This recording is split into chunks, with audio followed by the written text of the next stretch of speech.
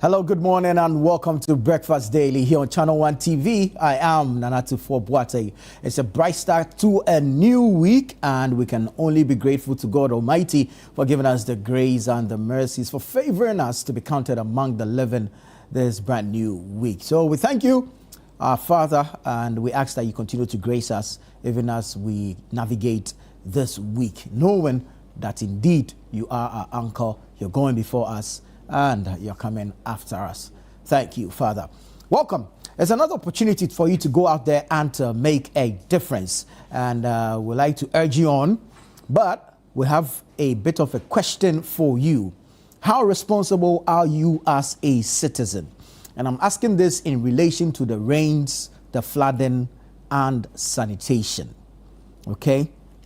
We as a TV station have embarked on a campaign in partnership with Zoomlion Ghana Limited, the Ghana Police Service, and the National Disaster Management Organization, NADMO. We've called it the Clean Up Accra campaign. Now, this campaign is to ensure that we clean our surroundings, our environment with the silt gutters. We unclog choked gutters. And it is heartbreaking, heart-wrenching to see that a rational human being has been able to dump indiscriminately to the extent that it has choked gutters, and so rain or flood waters can't find their path and therefore bounce back and flood our homes. The amount of waste, especially plastic waste, that was pulled out of choked drains in Accra,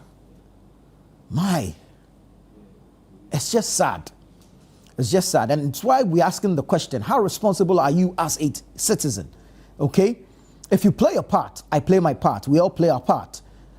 The level of flooding we're seeing in the country will be reduced. Of course, there is the matter of encroachment and building in waterways and all of that. But if you and I commit ourselves to sanitation, if the authorities crack the whip and enforce the law regarding sanitation, then of course the level of flooding we are witnessing can be reduced and will be reduced. You see, but for the campaign or the exercise that happened in the final 3 or so days of last week, the mini showers that we witnessed in the capital would have resulted in floods. But for that exercise, where Zoomlion came in with their equipment and their staff to help dredge and to clean several parts of this capital, Accra, where some choked gutters were desilted and unclogged. But for that exercise, I can bet my bottom dollar that the rains we witnessed over the weekend would have resulted in flooding. And you see, it's important that we take sanitation seriously. And it's important that we commit to a clean and healthy environment. So, the onus lies on all of us to play our part in this war against sanitation. At this point, it's a war. And you see, you don't sit aloof when you see somebody doing the wrong thing. You should be able to play a critical role in stopping such persons from indiscriminate disposal of waste. And of course, to help all of us live in a clean and sanitized environment. So let's all play our role, let's play our part, and let's ensure that we live in a clean and healthy environment to prevent disease outbreaks and, of course, to ward off or to reduce flooding in our various communities. Now, that said, let's remind you about the City Business Festival, because we're still in the month of June, and we have committed to helping businesses grow and to scale up. So we're bringing you the City Business Festival, started on the 1st to the 30th of June. That's when we're ending.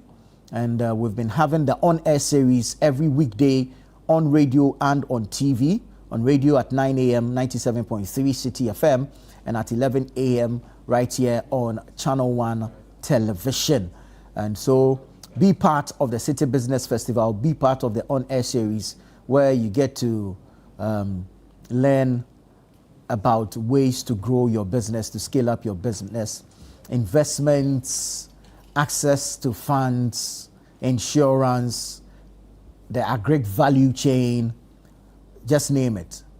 So we've been bringing you the on-air series, and we hope that it's been beneficial to you. So today's on-air series is on Financial Literacy 101, Budgeting, Saving, and Smart Money Habits. Financial Literacy 101, Budgeting, Saving, and Smart Money Habits. It will be on radio at 9 a.m., City 97.3 FM. And today we're having a roundtable. So on TV, it will be at 10:30 a.m. And we'll have Priscilla Yeboah. She's the head of citizenship at Absa Bank Ghana Limited. Priscilla Yeboah is the head of citizenship at Absa Bank Ghana Limited. And she will be our resource person for today's conversation. So just stay tuned and enjoy. All right. Now, also, we'll be bringing you a roundtable discussion at 11 a.m. right here on Channel 1 Television as part of the City Business Festival. So please do stay tuned. Don't go anywhere. Don't dial out. Stay with us even as we bring you that roundtable discussion. All right. We also have conversations on the 2026 FIFA World Cup. Yam Winter AJ is here. Oh, it's Yam AJ Winter. Yeah, Yam. Yam AJ Winter is here. We're going to have some conversations regarding the 2026 FIFA World Cup. What has happened so far, how it's looking, and what expectations we have going forward. Yeah, thank you and welcome. Oh, thank you very much for having me. I'm going to start off from a not so good news. Okay. Farmers Party. Oh, okay, yeah. Where do we stand with that? There's visa refusal by Canada. At this point, where do we stand? We should be looking at playing that game without party, because it's clearly stated in their rules when it comes to immigration that if you have an impending trial, your visa could be denied. Yeah. And on top of that, they review visa applications on a case-by-case basis. So maybe you could be on trial, but the substance of your trial or the details of your trial or your charge would vary from my charge.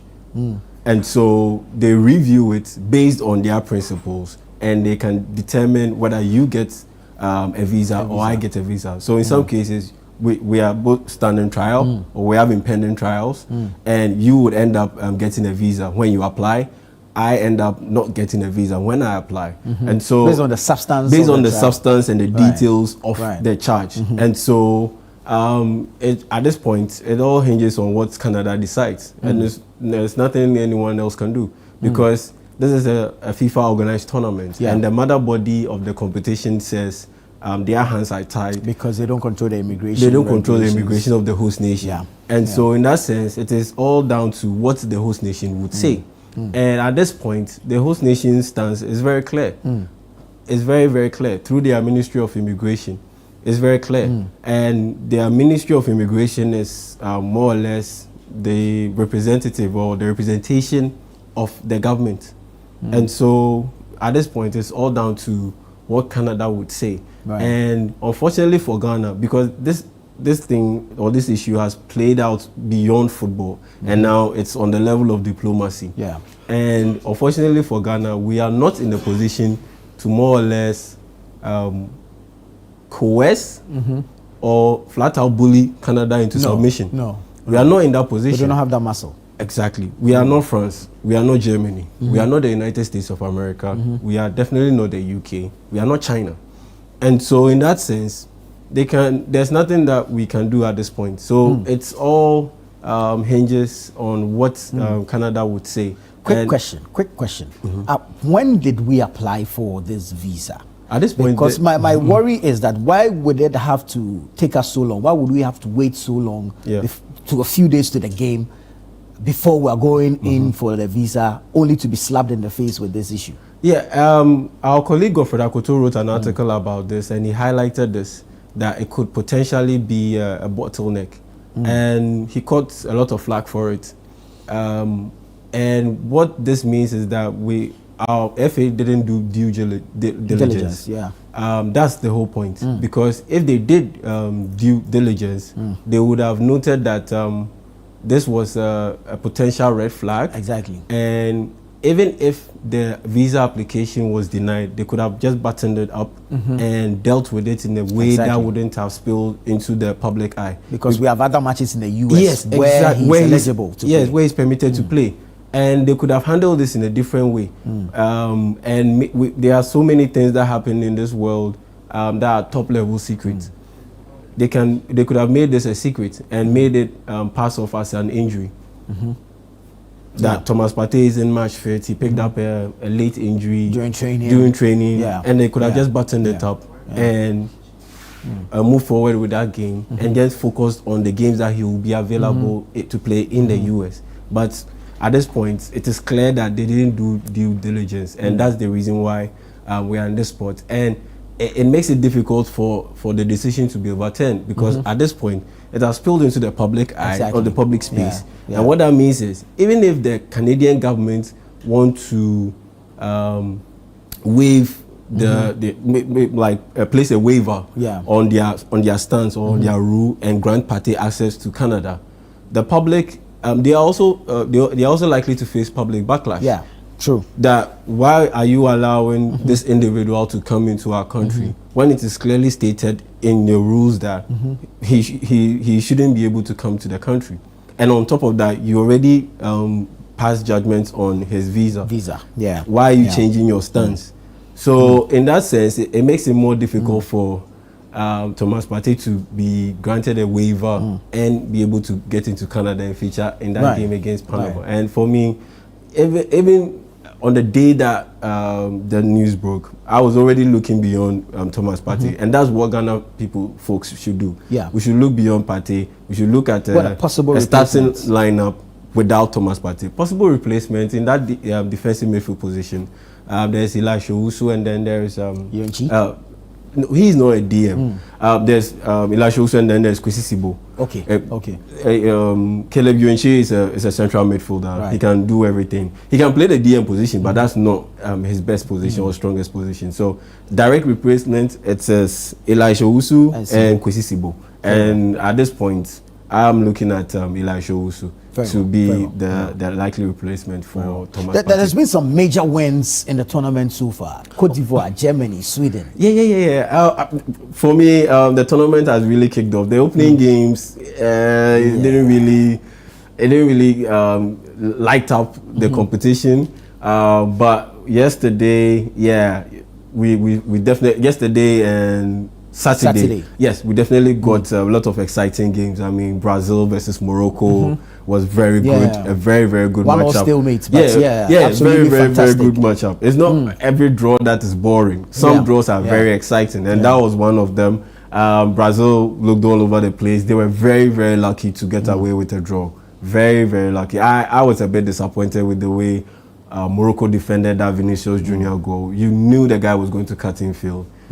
Why didn't you just double up on him and prevent him from being able to cut in and shoot that ball? That was very disappointing. But aside that, they played very, very well. Ayud Boadi, that 18-year-old youngster in there. It's like the midfield was all his. 18 years old. Yes, and just a few months ago, he was playing for France, and then he decided to switch nationalities to Morocco because his parents are from Morocco. And the interesting bit about that Moroccan side was that they fielded a starting 11 that had all the players born outside Morocco. Oh wow! All of them were born outside Morocco.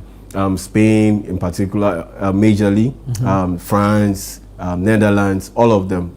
None was born in Morocco, and that was more or less like a piece of history in there. And yes, yesterday we had some big results because Germany beat Curacao by 7 goals to 1. 7 goes to 1. Yes, and this was the second time that Germany had recorded a 7-1 win in the World Cup. Remember 2014 World Cup? They beat the host nation Brazil in the semi-finals by 7 goals to 1. And yesterday they repeated it. Last night, early this morning, Sweden ended up hammering Tunisia by 5 goals to 1. That was also a big result in there, but not surprising. I mean, Tunisia very good in qualifying, But once they get to the world stage, Cup, then they tend to struggle a lot of times. And Graham Potter, who was rejected, sacked by Chelsea. You know, he's doing his thing with Sweden. And I think it's a safe spot for him because he came through his coaching ranks. He came through Sweden. Okay. And that's when he really caught the attention of people in the football world, and he moved over to Brighton and Hove Albion. And things got a bit rough for him after he moved to Chelsea. He got sacked. Then he moved back to Sweden, took over the national team. They were on the verge of not making it to the World Cup because their head coach, former Danish international John Dahl Thomasen, he was struggling with the team. They weren't getting results. They sacked him. Then Graham Potter stepped in at the last moment, and he got them to qualify to the World Cup. So big win for Sweden. And then you had my dark horse pick to win the tournament. That's the Netherlands. They played out a 2-2 draw. Very good game. 2-2 draw with Japan. Van Dijk getting a goal. Somerville also getting a goal. And yes, you had some very good games. Côte d'Ivoire beating Ecuador by a goal to 0. Côte d'Ivoire, that game shouldn't have ended with just 1 goal. You should have had about 5 goals. Wow. Because both teams messed up a lot of chances. They messed up a lot of chances. But fortunately for Côte d'Ivoire, Amad Diallo came off the bench and he managed to score the winner. And so, it was an exciting day at the World Cup. And Australia also getting a 2-0 win over Turkey, which was a big shock. You look at Turkey's collection of attacking talent. You would think these guys will be able to just run over Australia, but in the end, Australia proved very resolute, and they ended up getting 2 goals to back the win. So the World Cup is truly up and running, and there are more exciting games coming up. Which ones are coming up? Today, what are we expecting? We have another African nation in action. Spain taking on Cape Verde. Then we have Belgium taking on Egypt. And then there is the almighty Iran taking on there's Iran taking on New Zealand. That's at 1 a.m. That's at 1 a.m. And so these are the games coming up today and early tomorrow morning. And so we are bound to get some really good matches today. I'm not too enthused about the Spain Cape Verde, but maybe the Belgium Egypt. Yes, the Belgium Egypt is a very good game to look out for, but I think Belgium will win it. I think Belgium will win. It will look. I see it looking like the Sweden-Tunisia game, but to a less extent in terms of the goals. Because I was going to ask if you think it was going to be an easy pass for Belgium. No. It's going to be tough for Belgium, but I expect them to win with a difference of maybe 2 goals.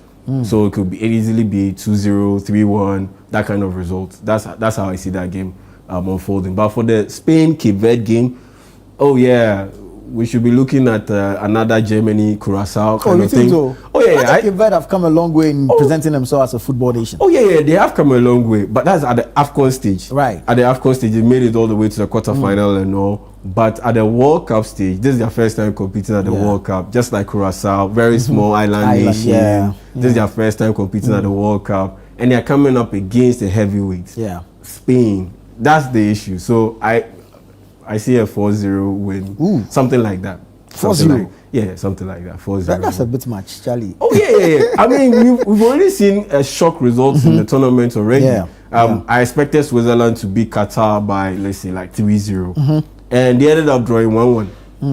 They ended up drawing 1-1. And so Switzerland-Qatar. Switzerland-Qatar. They ended up drawing 1-1. And that's the biggest shock so far. And so, Quebec could end up drawing against Spain, or could end up losing in an honorable way or honorable fashion, maybe 1-0, 2-1, that kind of thing. But realistically speaking, on paper, at least, I see a 3-0 win, at least. A 3-0 win for Spain. And so, that's what we should be looking out for. Then later this week, Wednesday is a big one. Ghana will be playing, Portugal will be playing. A lot of people pick Portugal as their biggest dark horse contender. And a mathematician, Joachim Clement, who has correctly predicted the last 3 winners of the World Cup, he picked the Netherlands to win this year's tournament. Okay. He picked the Netherlands to win this year's tournament. And so, yeah, this week, yeah, we are bound to see a lot of good games coming up at the World Cup. And yes, the defending champions to be in action. Argentina. Later tomorrow. France versus Senegal. Yeah.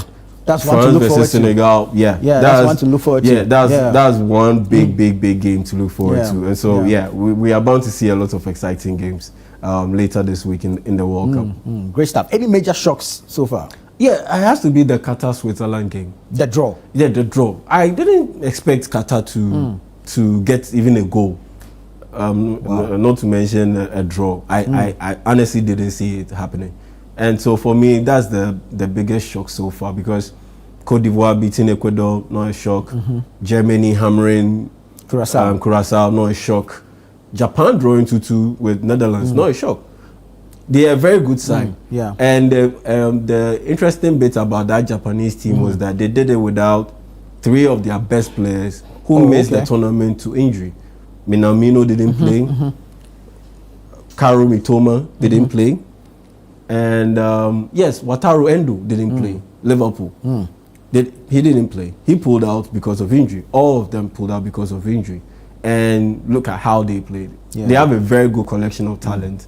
And so it wasn't surprising to me. Though I picked Netherlands as my dark horse contender, I wasn't surprised that they ended up not being able to beat Japan. I wasn't surprised. So I look around, there is the results recorded so far. Mexico beating South Africa. South Korea check. South Korea check. No, I wasn't surprised. South Korea is a very good team. Yeah, very good team. I mean, remember the last World Cup, the 2022 World Cup, they were in the same group with Ghana. Yeah. And it was the group of death with Portugal, Ghana, Uruguay, and South Korea. They were in the same group. And they ended up qualifying alongside Portugal. So I wasn't surprised they beat Czechia. I wasn't surprised. And so you look at all the results that have been recorded so far. USA beating Paraguay 4-1.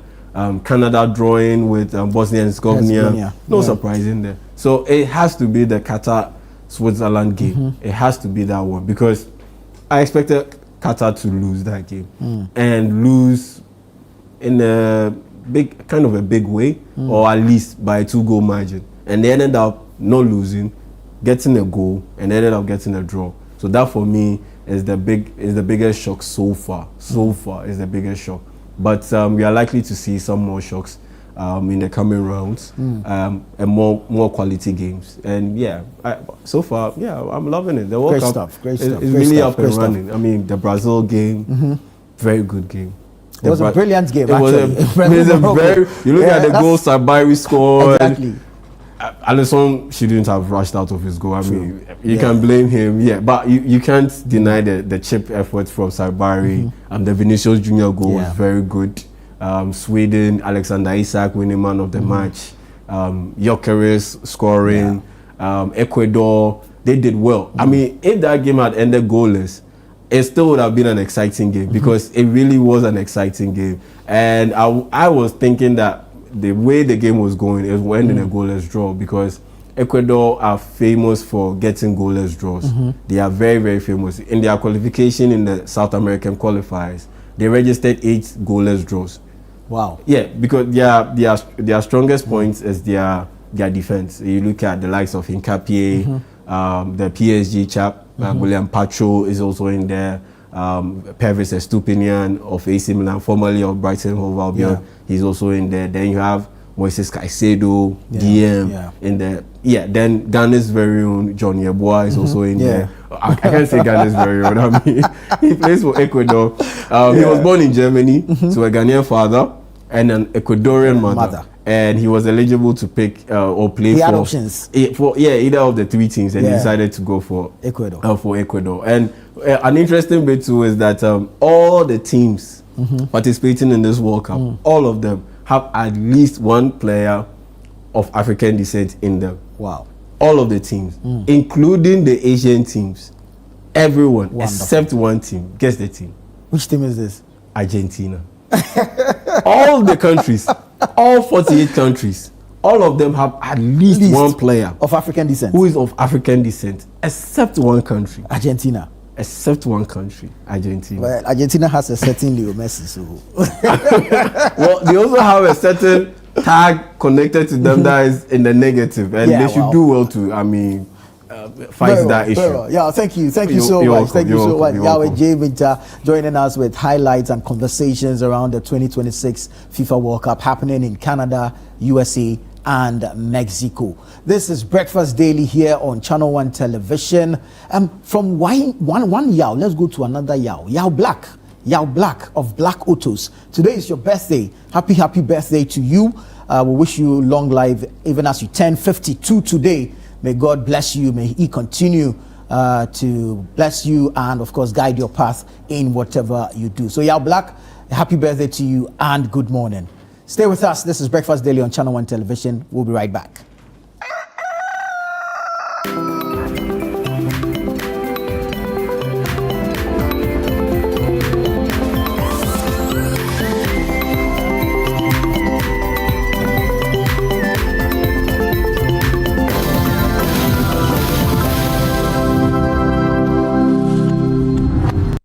Transformation begins long before it's seen. It starts in the mind. What thoughts are shaping your life? Join us on Lifeline as we uncover the power of renewing your mind through God's Word and breaking free from limiting beliefs.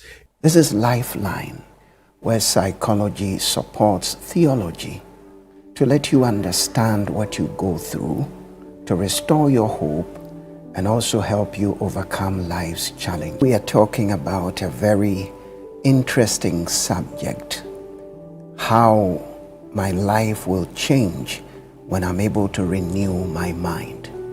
Throughout scriptures, God talks about the fact that everything begins as a thought.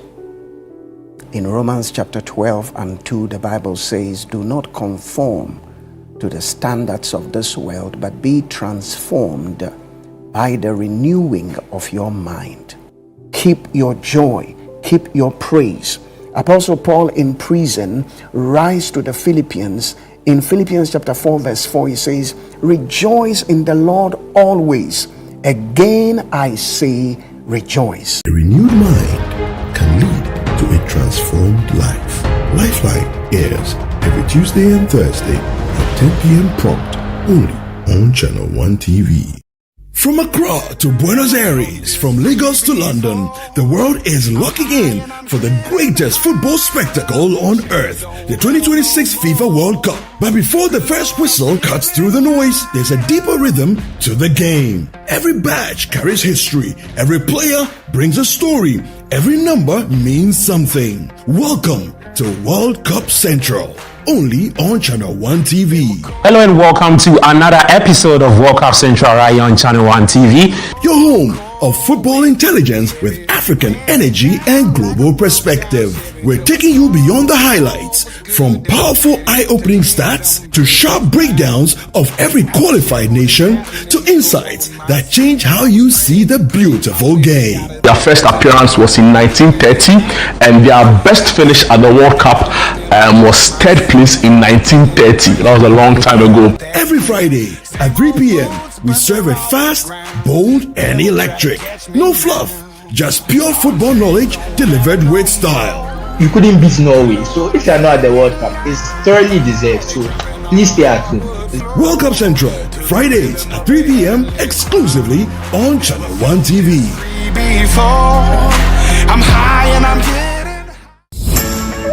June is for business here at City FM and Channel 1 TV.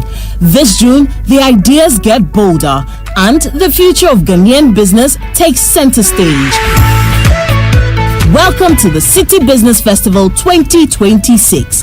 For the entire month of June, 97.3 City FM and Channel 1 TV bring together the thinkers, builders, innovators, and dreamers shaping the future of enterprise in Ghana. From powerful business fora that spark meaningful conversations to insightful on-air discussions with industry leaders and change makers, to stories of resilience, innovation, and ambition from Ghanaian entrepreneurs. This is more than a festival. It is a movement of ideas, strategy, and impact. Whether you're starting small, scaling big, or simply dreaming of your next breakthrough, the City Business Festival is your platform to learn, connect, and grow. Join the On Air series every weekday at 9 a.m. on the City Breakfast Show on 97.3 City FM and at 11 a.m. with a repeat at 6 p.m. on Channel 1 TV. This June, let's challenge businesses. Let's refine ideas. Let's create impact. Call 0205-973-973 for further details. City Business Festival 2026, driving ideas into impact. The City Business Festival 2026 is powered by 97.3 City FM and Channel 1 TV in partnership with Absa Bank, and it's proudly sponsored by Absa Bank, MTN, Zondatech Ghana Limited, and Petra Trust.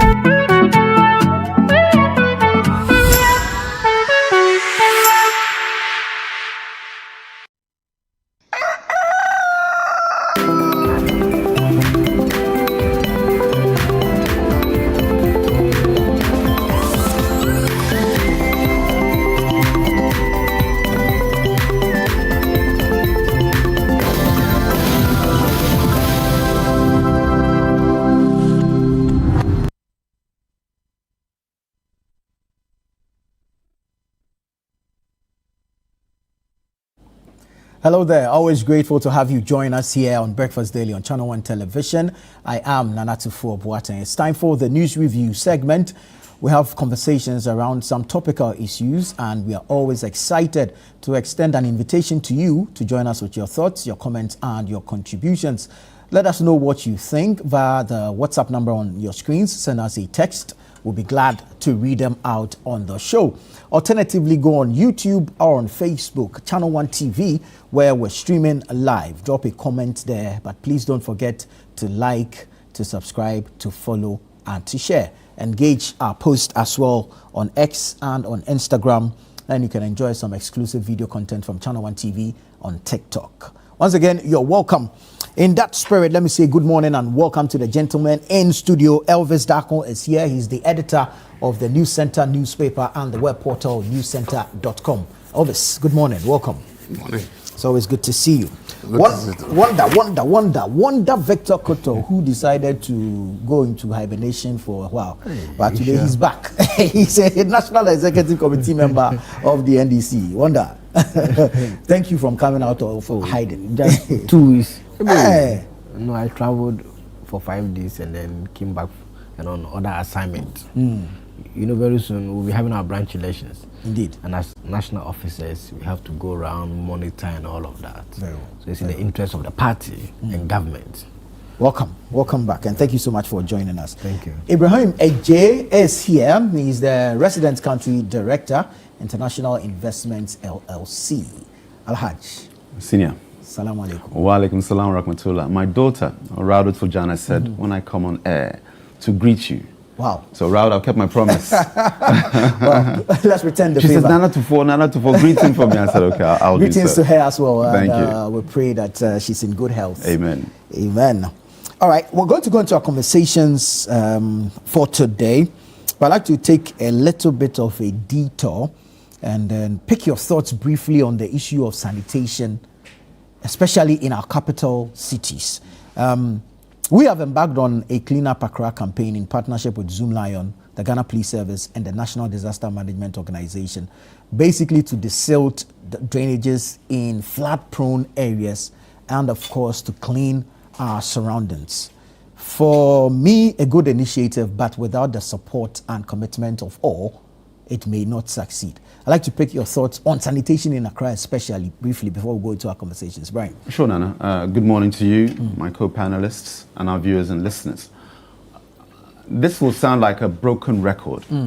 Those of you who are watching Channel 1 right now, when you Google Ibrahim J sanitation, I've mentioned this time without number. Sanitation is something that is our responsibility, but where the people fail to go by the law, because there are laws governing how we should treat municipal waste, domestic waste. The laws are there, but none of us fail to adhere to them. We wait, and I'm sure maybe you're linking this to the recent floods. Exactly. What happens? Yeah. Once it's flooding, people then go and then, bring their garbage out. It's like they keep garbage specifically for the rainy season. Exactly. And then they throw it in there and the gutters are choked.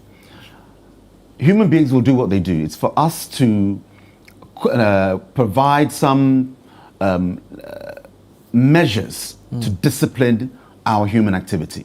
I'm talking fines, and if it's serious, a custodial sentence. But what have I mentioned on your platform before, Nana Tuffour? These gutters that we have, what is the difficulty in covering the gutters? Right. I've lived in Senegal, no gutters.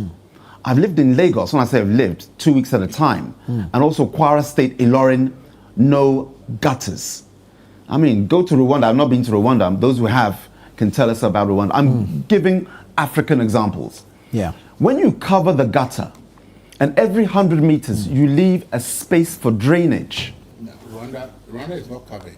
It's not covered. But what they do is that 24 hours. Yes, I'll talk they're about- maintaining. I'll talk There's about those it. 24 hours. Yeah. Cleaning is going on. Thank you. We'll talk about Senegal, they're covered. In Dakar, anyway. Now, I want to be brief because you said our opening thoughts.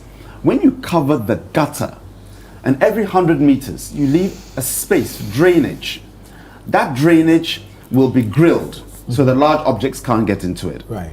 Within both sides of the gutter, I'm talking the opening. Right. You have a mesh, a plastic mesh, so that any debris coming from downstream can be trapped caught up in at there. that point. Right. So what happens?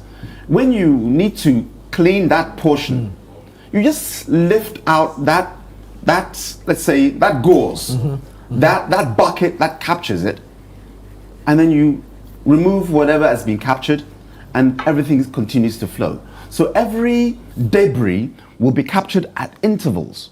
Something that's 500 meters away won't make its way because at every 100 meters, any debris is captured. That is what we need to do purely on that side of things. I'm talking the floods and how our gutters are then choked. Right. When it comes to our general sanitation, we always mention tankanse. Tankanse is just a corruption of the word town council. That's what it is. And I remember this vividly. Let me give you the age. 4 years old, 1974. You know, everybody has childhood memories that are just part of your, I don't know, your hippocampus. You just remember it. Certain things happen. I was 4 years old. We're in Teshi, Tafo. My grandmother, Amatele Achwa. We had, and I didn't know the person come in, but we came in and she explained to me who he was. And they came in to inspect our bulugba. Our bulugba is the container that contains your water. Remember those days, it's not piped water. Yeah. You fetch water And store. you store water in a bulugba or a barrel. And this gentleman would come in, and I think because I triggered a question, my grandmother responded. This is what they do. This is town council or town council official. They were checking our own private water consumption, whether it was properly covered, so mosquitoes and other microbial, whatever it needed to be, as we say in Ghana, fale, clean, pure. That was their job. I'm giving you one example, and then they will look at the kitchen, or patashi as we call it, to make sure that it was hygienic. Look at that. We're not a commercial restaurant, but the system was in place that across Ghana, you had officials that would enter domestic property to check that your surroundings were clean, your own kitchen was hygienic, because when you fall sick, who pays? It's the state. Suddenly everybody's rushing to Kolebu those days. And that's something that all local government authorities, they have it. You can call it what you want, AMA, KMA, whatever nomenclature you use. That official power is still there. And we just need to revisit it with authority. Yeah. So that you know that you cannot leave your surrounding in a condition that will cause you to be either fined, because Ghanaians, we like to be fined. When we're fined, then we start to behave. To be fined, and in the worst case scenario, if it warrants it, a custodial sentence. This is what we need to do, and it's all about home training. I'll land here, Nana Tuffour. It's about home training, how we treat our psychology. You're on a trotro, you're eating your what do you call it? Akutu, oranges, Yeah. or whatever. When you finish, they throw the peel outside. Why? Can't you keep it? Because when they handed it over to you, they need to take away a polythene bag. Finish your orange, put it in the bag, hold it like it's your wallet, because you will never throw your wallet out the window. When you get off, find the nearest receptacle, nearest bin, and place that thing there. Whatever it is you're eating. Yeah. You see somebody eating coffee broke man in Trotro. I'm not just saying Trotro, it could be taxi, Uber, what have you. Yeah. When they finish that paper, Yeah.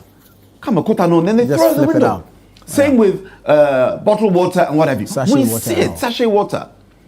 We need to have a clear law, whether bylaw or institutionally. When you are found, and thank God, now we have CCTV cameras along swathes of Accra and Kumasi and Tamale and other areas, Cape Coast, I'm sure, whereby we can catch offenders, because your number plate will be captured, or whether of the trotro or the taxi or the private car, everybody's guilty in this.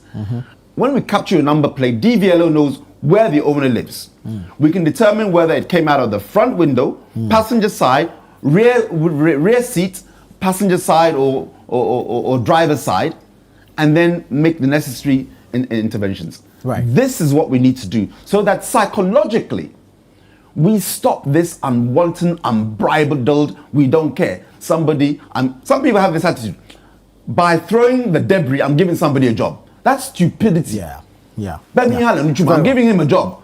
How dare you? Because it's that kind of indiscipline that then leads to the cholera and the choke gutters that we see. So these are some of the remedies in the we need flooding to do. that we're experiencing. Very well. Wanda, quick thoughts on sanitation, especially in Accra. Yeah, thank and you how very much. we should deal with it. Yeah, Nana. Good morning to you, Mr. Daku, Mr. J, and our cherished viewers. I must say that this issue of flooding, we need to look at it comprehensively. I have always said, and I take a strong view, that we probably have to consider the issue of rural-urban drift. Everybody now wants to live in Accra. Everybody now wants to live in Accra. And the fact is, the land are not multiplying, the same land. So if people come to Accra, everybody will need a place to stay. So you see kiosks on waterways, structures all over. So which is why I'm happy that this government is taking steps to strengthen the rural economy. Once the rural economy is strengthened, there will be no need for people to come to Accra. The Akoko in Kitin program, for example, if you have poultry program booming in the various rural areas, then there will be no need for people to come to Accra. If all the road network are strengthened under the big push agenda of this government, then once the yam, for example, in the Oti region, there's bumper harvest, it can be transported right to Accra. So there's no need for people to leave their farms and all of that to just come and live in Accra. There's the need for us to address the issue of rural-urban drift. The 24-hour economy market is not only going to be in Greater Accra, it's all over the country. So if all of this intervention by government strengthen the rural economy, then we are getting nearer. Another aspect that we should look at when we are considering the issue of flooding is the issue of permits. You know, there's a committee that sits down to give permits that has EPA, the police council, the engineers and all of that. So you wonder, how do we have all of this if a committee sits to give permits? But it has turned out that a lot of people build without permits. Exactly. A lot of people in this country, they themselves even go and write, stop work, produce permits. Once they finish building, they go and clean it. I mean, how can we survive in this system if this is our attitude? Now, beyond the permit, there are those who even have the permit, but is there proper monitoring so that we are sure that what will be permitted to do? To standards. Exactly. At times, the columns, they tell you that you 16 mm. Somebody go and check the price. The iron rods is very expensive. They go and then they rather buy 12 mm. At the meantime, it will work. You have your columns, the pillars, and all of that. But in the long run, it will fail. And that is why we see all of this. So we need to plan properly. Now, there's this issue of concretization of our homes. Almost when you visit somebody now, pavement, concrete. I think we need to leave some places for gardens and all of that. There are reasons for all of this. Water, so that the water can go down. But if we are all doing concrete without drainage, then we are in trouble. So we need to look at all of this. Right. Now, there's also an issue of waste management. Waste management. Yeah. I mean, I saw a video on Facebook. I said, what? Somebody goes around, takes money like the baller, the collectors. I mean, it's fine, but you do not pour this refuse in the drains, in the running water. No. You think that it's easy for you? You've taken money, you've taken their baller, and excuse my language. You see a running water, you just pour it in. No, it will get choked, and the rain, the water will stop flowing, and these are part of the things that lead to flooding. Now, the political will. We must also look at the political will. I'm happy. I mean, when the president met the Ghanaian community in North London, he said it clear that look, the demolition will not stop. This is a president that has shown that he has the political will to challenge this system. This is a long-standing system which has been with us in the Fourth Republic. So you need a political will. If you don't have the will to do demolition, if you fear the next election, then this problem cannot be solved. You remember, I mean, not to remind people of the late Sir John, but if you saw that his alleged will, you could see the Ramsar site.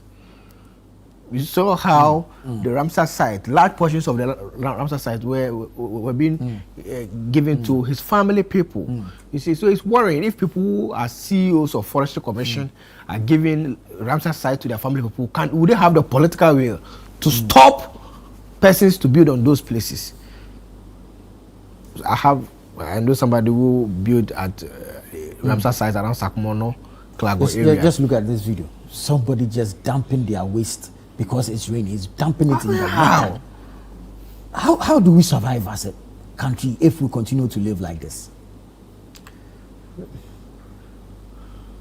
Yes, so this is a video I was talking about. Yes. You see, we'll sit back and go and blame government when our homes get flooded. It's terrible. It's terrible.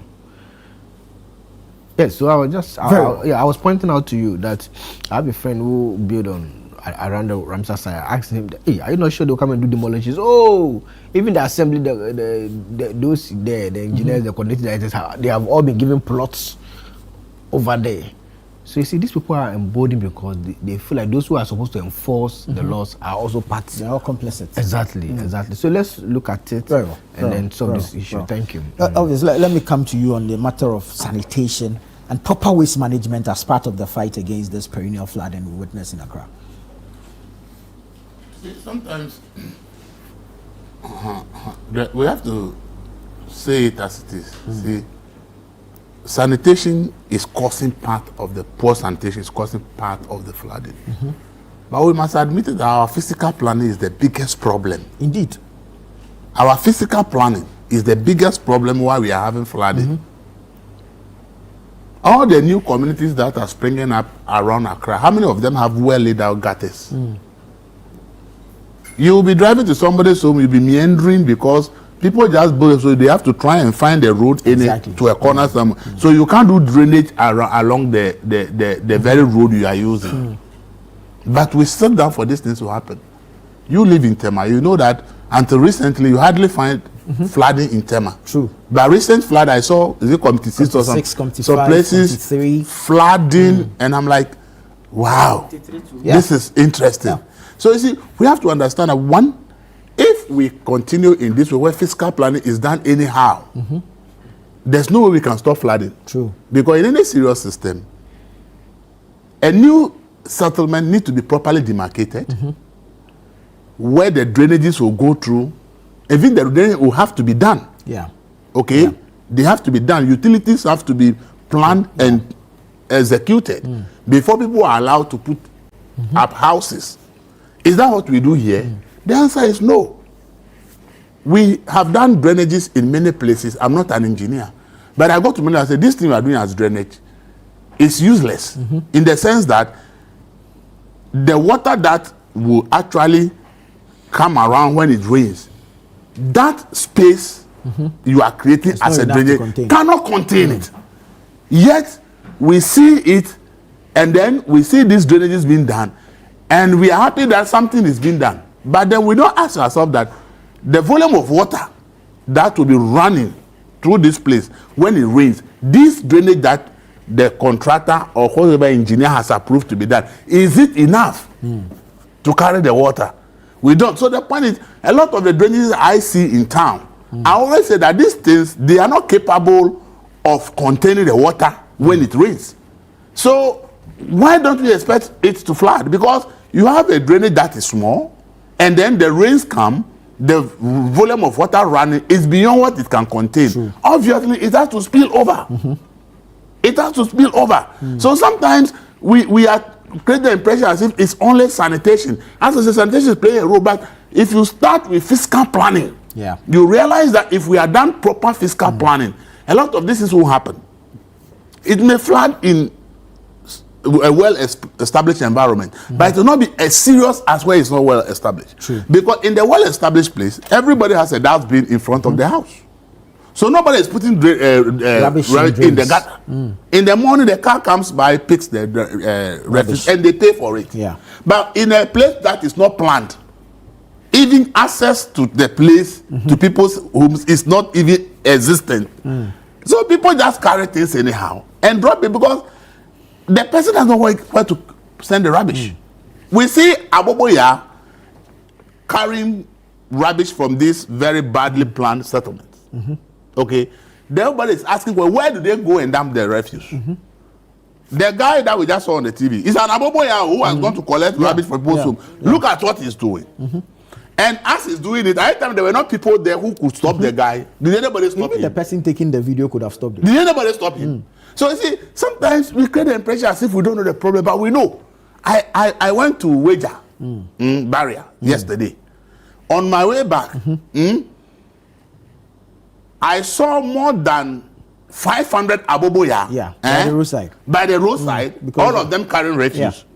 The question I ask myself is, where are they taking the refuse? The dump site there is full, so they are unable to offload. They've been parked there for close to 2 weeks. I just saw a story on one of the news portals that an illegal dump site, the water has now carried the entire dump site and all the debris into the Wager Dam. The entire, if you see the picture, you would never want to drink. If you have supplied from Wager, like where I live in Dansuma, when I'm supplied. When I saw that, I'm like, even when I'm taking my bath, I will be asking myself whether indeed this was water. An illegal dump sites. In Accra here, tell me, where are the legal dump sites?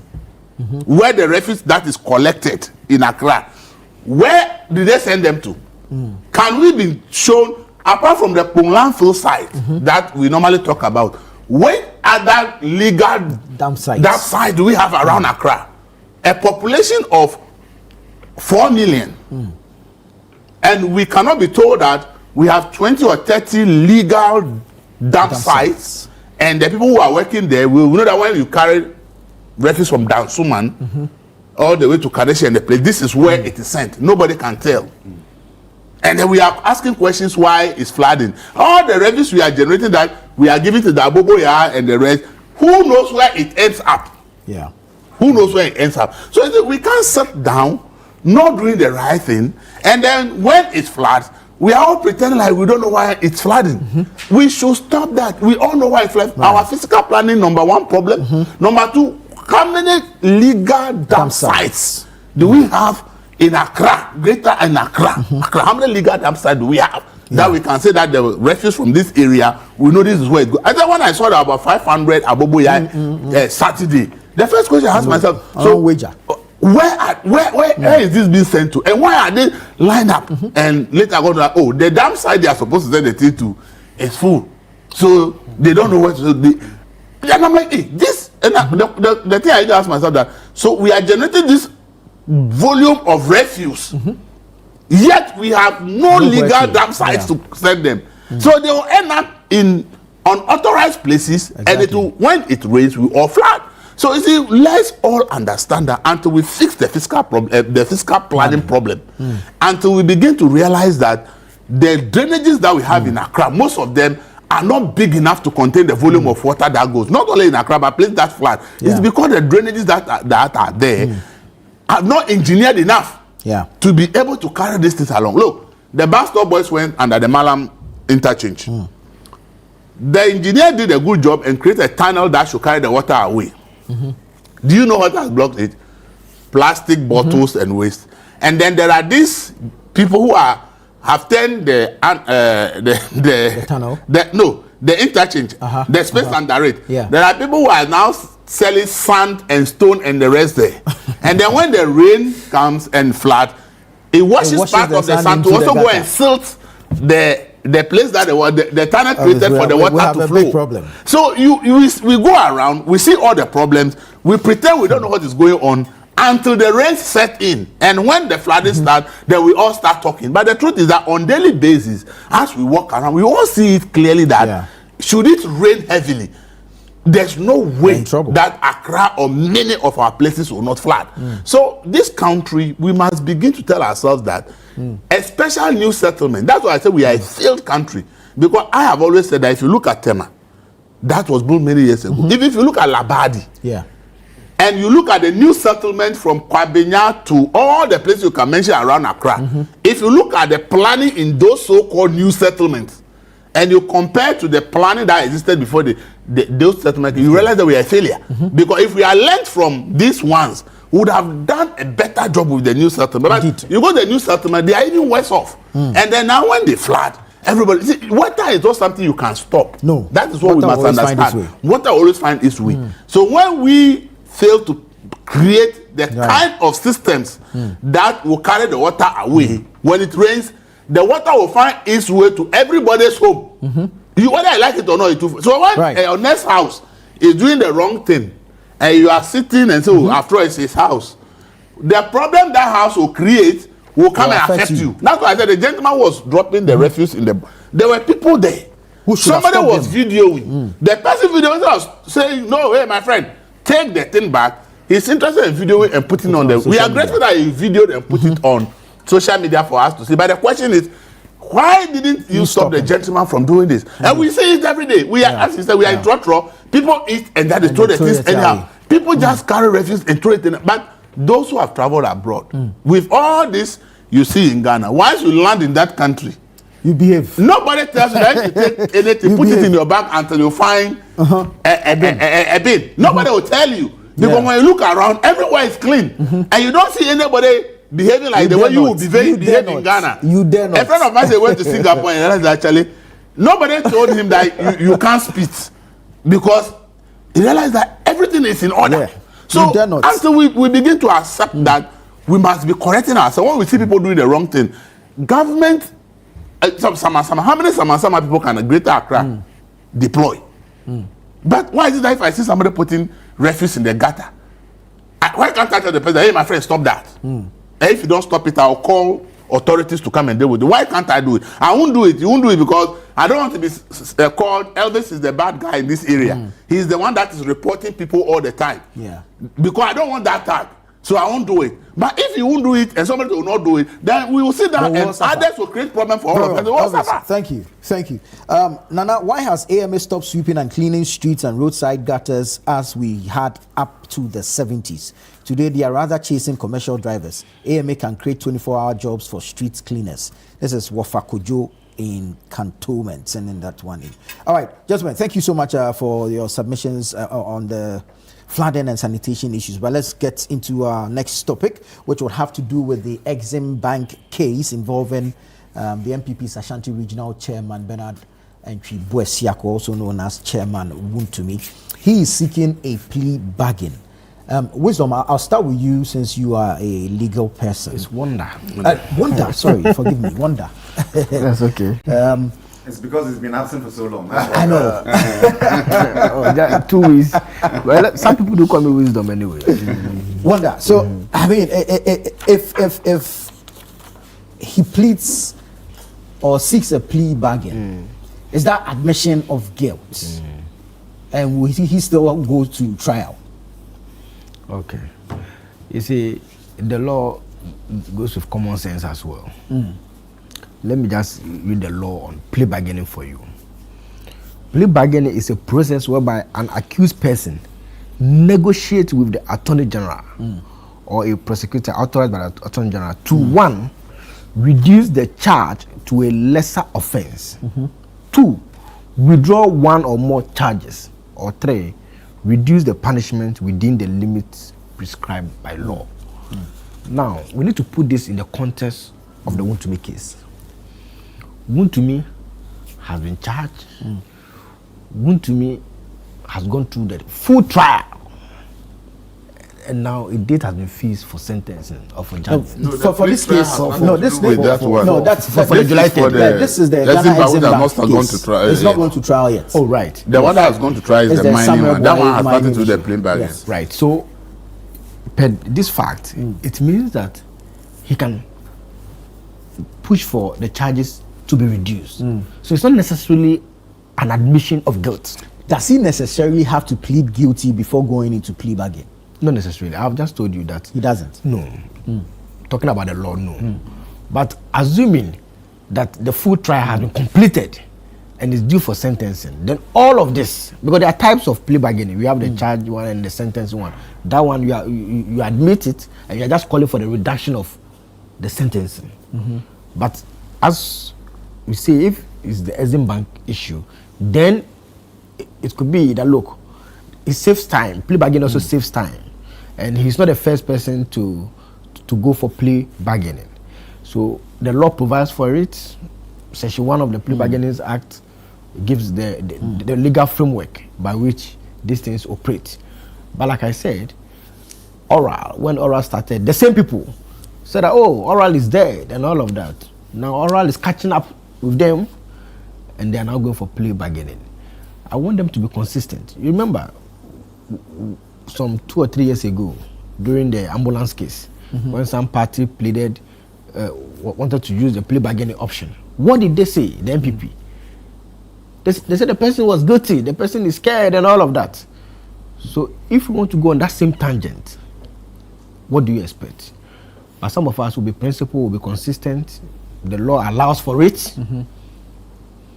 And it helps if the person voluntarily, I mean, and that's what the law says. You need to, it's a voluntary nature. If the person want to refund money to the state, why not? Why not? But let me say this, that the law is clear. Even if both parties agree, the judge can put it or set it aside. So let's get this right. That plea bargaining is not a sure banker per se. If Wontumi and even the AG agreed on an amount, the court has the right to set it aside. So let me just put this across. Thank you. Very well. Ibrahim, let me pick your thoughts on this plea bargain request by Chairman Wontumi. The AG will have to accept same before they can even go into the courts to see a judge on it, isn't it? That's the law. You apply to the Attorney General first. I mean, this law is relatively new. 2022 is when it came into being.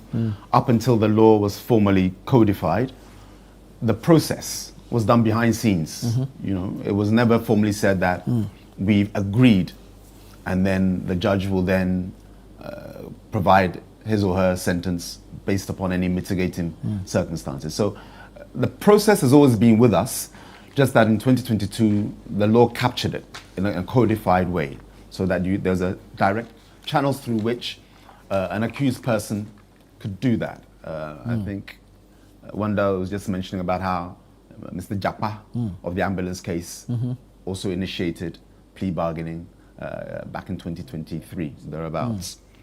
But you're asking me what is my viewpoint on the case? Yeah. Specifically what? A case of embezzlement. Yeah. And the accused has gone in for plea bargaining. We do not have the details of this plea bargaining because we're yet to know whether the AG will accept this or not. However, if he is to refund, is he refunding the full amount? Will he serve some time in jail and pay some of the money? Or what are your expectations from this? I think you've got to look at the charges. I didn't capture the word embezzlement. I saw there was fraud. Yeah, I didn't know it was embezzlement. I saw money laundering also as part of the charges there. And they call it uttering. forged documents to secure the loan. And so in terms of what Chairman Wontemi, through his lawyers, are seeking to give per the plea bargain, is it a case of restitution, which means you make the victim whole. There's a financial compensation, the victim in this case being Exim Bank. Let's say if not the victim, at least the, what's the opposite of defendant? Defendant, the plaintiff. Plaintiff, thank you. Or the applicant. One day you should have quickly jumped in there. I'll see you later for lessons. Yeah, so the plaintiff in this case is Exim Bank. Right. Now you have to, in the case of the plea bargaining, make the plaintiff, the victim in this matter, whole financially, because that institution has suffered a loss. They gave a 15 million loan, which is now 14 point something, rounded up to 15, which is now, I would like to know the details, because I understand it was an interest-free loan. But that notwithstanding, it's now ballooned to 30 million. Who gets what out of the 30 million? But a plea bargain will look at that. Remember, you cannot plea in a vacuum. What if the plaintiff also disagrees? Because whatever you're offering has to be communicated to the... It cannot be the plaintiff, maybe the defendant. No, the defendant is Chairman Wontemi.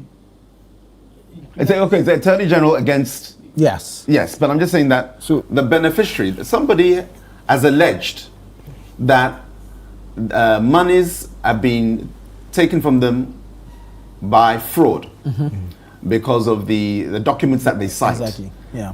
The point on which the company was incorporated, letters in which demands were made with the said company. The dates vary per the allegations that we have in front of, or per the evidences that are being put forward in this case.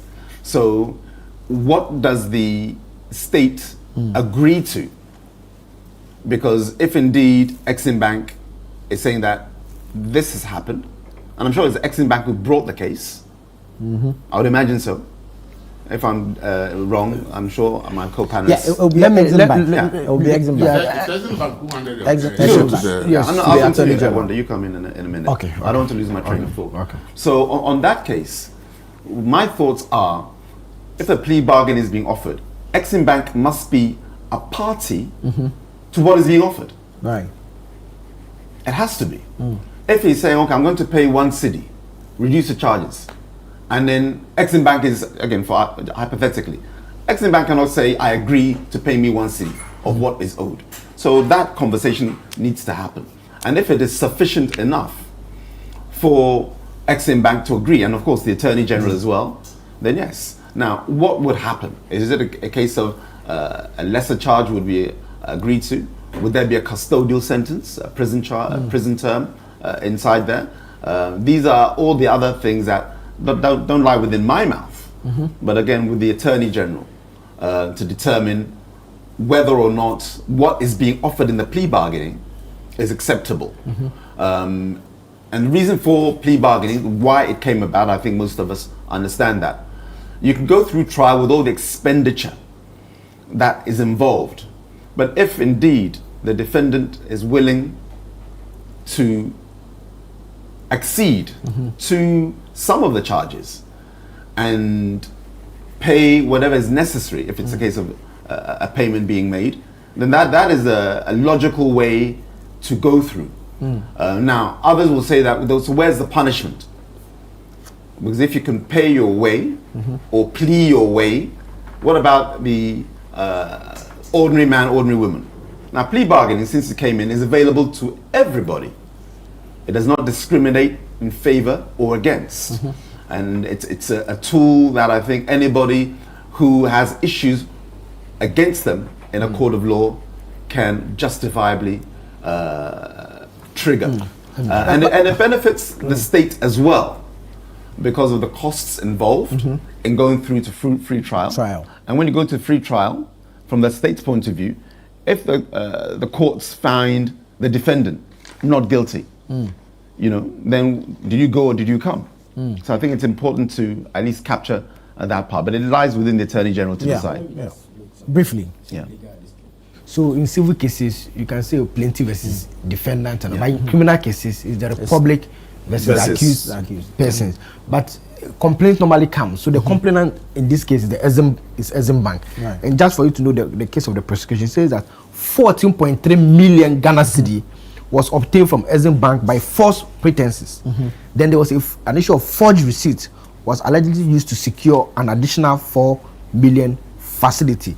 And let me just say that in the Japa plea bargaining case like this, the AG rejected the offer. Let me put it on record. In the Japa one, the AG rejected the offer.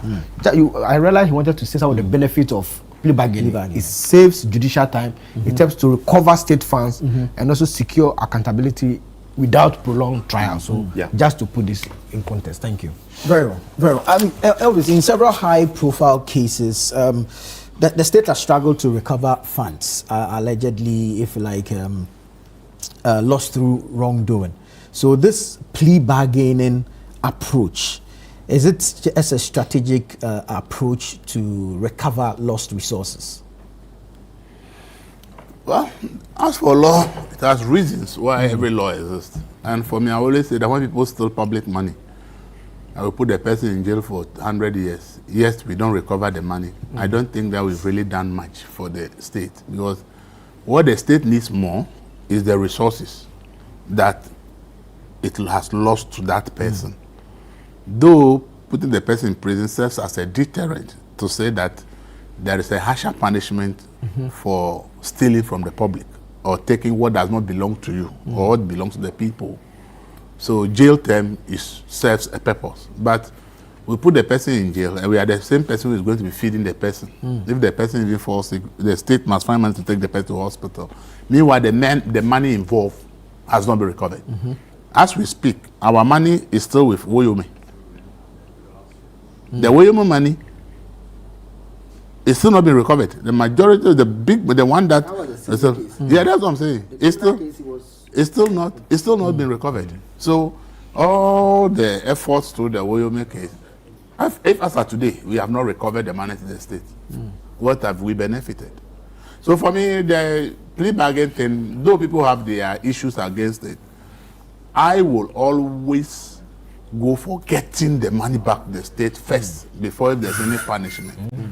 And I'll also say that we shouldn't let plea bargain. The law has been done, but if you ask me, if it is about high-profile public officials, even if the person has paid all the money back, it should serve some jail term in addition. To me, if you ask me, I'm not sure that's where the question comes up. But that's not the law. I'm saying that that's not the law. But if I had my way, because see, I believe that we have to set an example of the public officials that we cannot trust you with public resources and then you betray our trust and use that money for your benefit, and then when you are caught, we only make you pay the money with interest and not send you to jail. I think that if I had my way, if I was part of those who were making the law, at least a 2-year jail term in addition to recovering the money with interest and everything would be appropriate. That is me. But that's not what the law says. The law says if the IAG agrees with the terms and they agree that this is the person is able to fulfill the conditions, the person works. So for me, in this case, Chairman Untubi is going to take a loan from Exim Bank, which should purely be a civil case. But it was recognized that one, is the money is not being paid back as the loan conditions. And then investigation shows that for Exim, because it's a development bank, if you want money to do things, you have to present a proposal that shows what the money is going to be used for. It's based on that you are giving the money. And they discovered that the proposal presented, the receipts that were presented that the money had been used to go and buy A, B, C, D. It turns out that those receipts were forged because the company that Chairman Untubi is said to have bought the things from and whose receipt is said to have been presented, the company had denied knowledge of the receipt, that Chairman Untubi had not come to purchase anything of that sort, and the said receipt didn't come from them. So that is where the criminal case came in, that he used forged document and false representation to acquire the facility. And that is what has turned the case into a criminal case. If not, if it is just a mere default, it wouldn't have been a criminal case. True. But it's because of the forgery that is why the case has become a criminal case. So if in this case, the Chairman to me is offering that he wants to do a plea bargain, for me, forging a document to collect money is a crime. But so long as the state is not losing the money, the state will get the money back. I would prefer that the state gets the money back rather than going through a process that will put Chairman to me in jail if he's found guilty at the end of the day. And then we don't recover the money. As I said, Oyeme is a free working man. Our money is still with him. We have not been able to recover the money as we speak as a nation. So for me, the issue with Chairman to me, I think that people should understand that if not for the discovery that he used forged documents to take the loan, it would have been a pure issue of default and a civil case and not a criminal case. But if you use forged documents, false representation, it becomes a criminal case, and that is what the AG has taken him to court. And his lawyer thinks that looking at the entirety of the case, they can do plea bargain and get the money paid to the state with whatever interest that it will be. So I hope that they will have a successful negotiation and we will get the money plus interest to the state. To me, that is more paramount than putting somebody in jail. We are still feeding the person and doing everything. And then at the end of the day, the state doesn't get the money back. We've lost so much money to so many things. People have gone to jail for stealing plenty money. The state did not get the money back. The people have gone to jail, they come back, they are walking free, and the state hasn't gotten any money back. So for me, the plea bargain thing, I think, is a good thing. As I said, if I were the one making the law, if you are a high-profile public official, that's how I will make sure that at least you have some 2 years in jail as a deterrent, aside collecting the money. But that is not what the law is saying for now. So for me, I think this issue, we shouldn't drag it too much. Let's all be interested in recovering what the state has lost, rather than thinking that, oh, let's put him in jail. Because if the person finds out that, hey, these people at all costs want to put me in jail, the person can decide that he doesn't have the money to pay. I'll go and serve the jail term and I don't have the money to pay. What will the state do? We don't have the... Right now, we may not even be able to trace assets of the man to say we can even garnish it and sell to pay the money. So it's good that we can rather have people agreeing that, yes, what you have accused me of, I agree, but I will pay. I will say if you pay, punishment. And I think it's important. See, let me cite the case of Atuesian. Atuesian was in jail for what? Because he couldn't pay the restitution. The money that is not, the reason why I want is the restitution money. But the actual... Capital Bank. The actual money that he owes the state in terms of the liquidity support, he's paid all. But because the court said, if you don't want to go to jail, then you have to pay restitution. But he couldn't find the money that the court required for the payment for restitution. That's why he ended up in jail. But the actual money he owes the state, if you look at the figures, he has actually paid everything he owes the state, plus the interest. But the money for restitution is what he was unable to pay. I believe that at that time, if there was a plea bargain, I think there was, which he did. It's only that he was unable to pay the money. You understand? So for me, getting money back to the state, 40 million plus another 4 million, almost 20 million. If a borehole is 100,000, calculate the number of boreholes that money can do for several communities that people are drinking water with animals. You understand? The state will have gotten some money, but they rejected it. And this is the money for Exim Bank. Exim Bank is supposed to help Ghanaian businesses export. Ghanaian export and bring in foreign exchange. And it's been given to somebody who said he was going to a farm. And then here is the case we are finding out that even the process used to acquire the money was somehow fraught with some fraudulent. So for me, if we collect the money and the man walks free, I'm okay. But maybe those who are listening, who have the law, they should try and do a little something with the law. And says that if you're a high-profile public official, you see, at least have some jail. That's how we fight corruption. See, corruption is not fought when we are jailing the people at the bottom. It doesn't really shake anybody.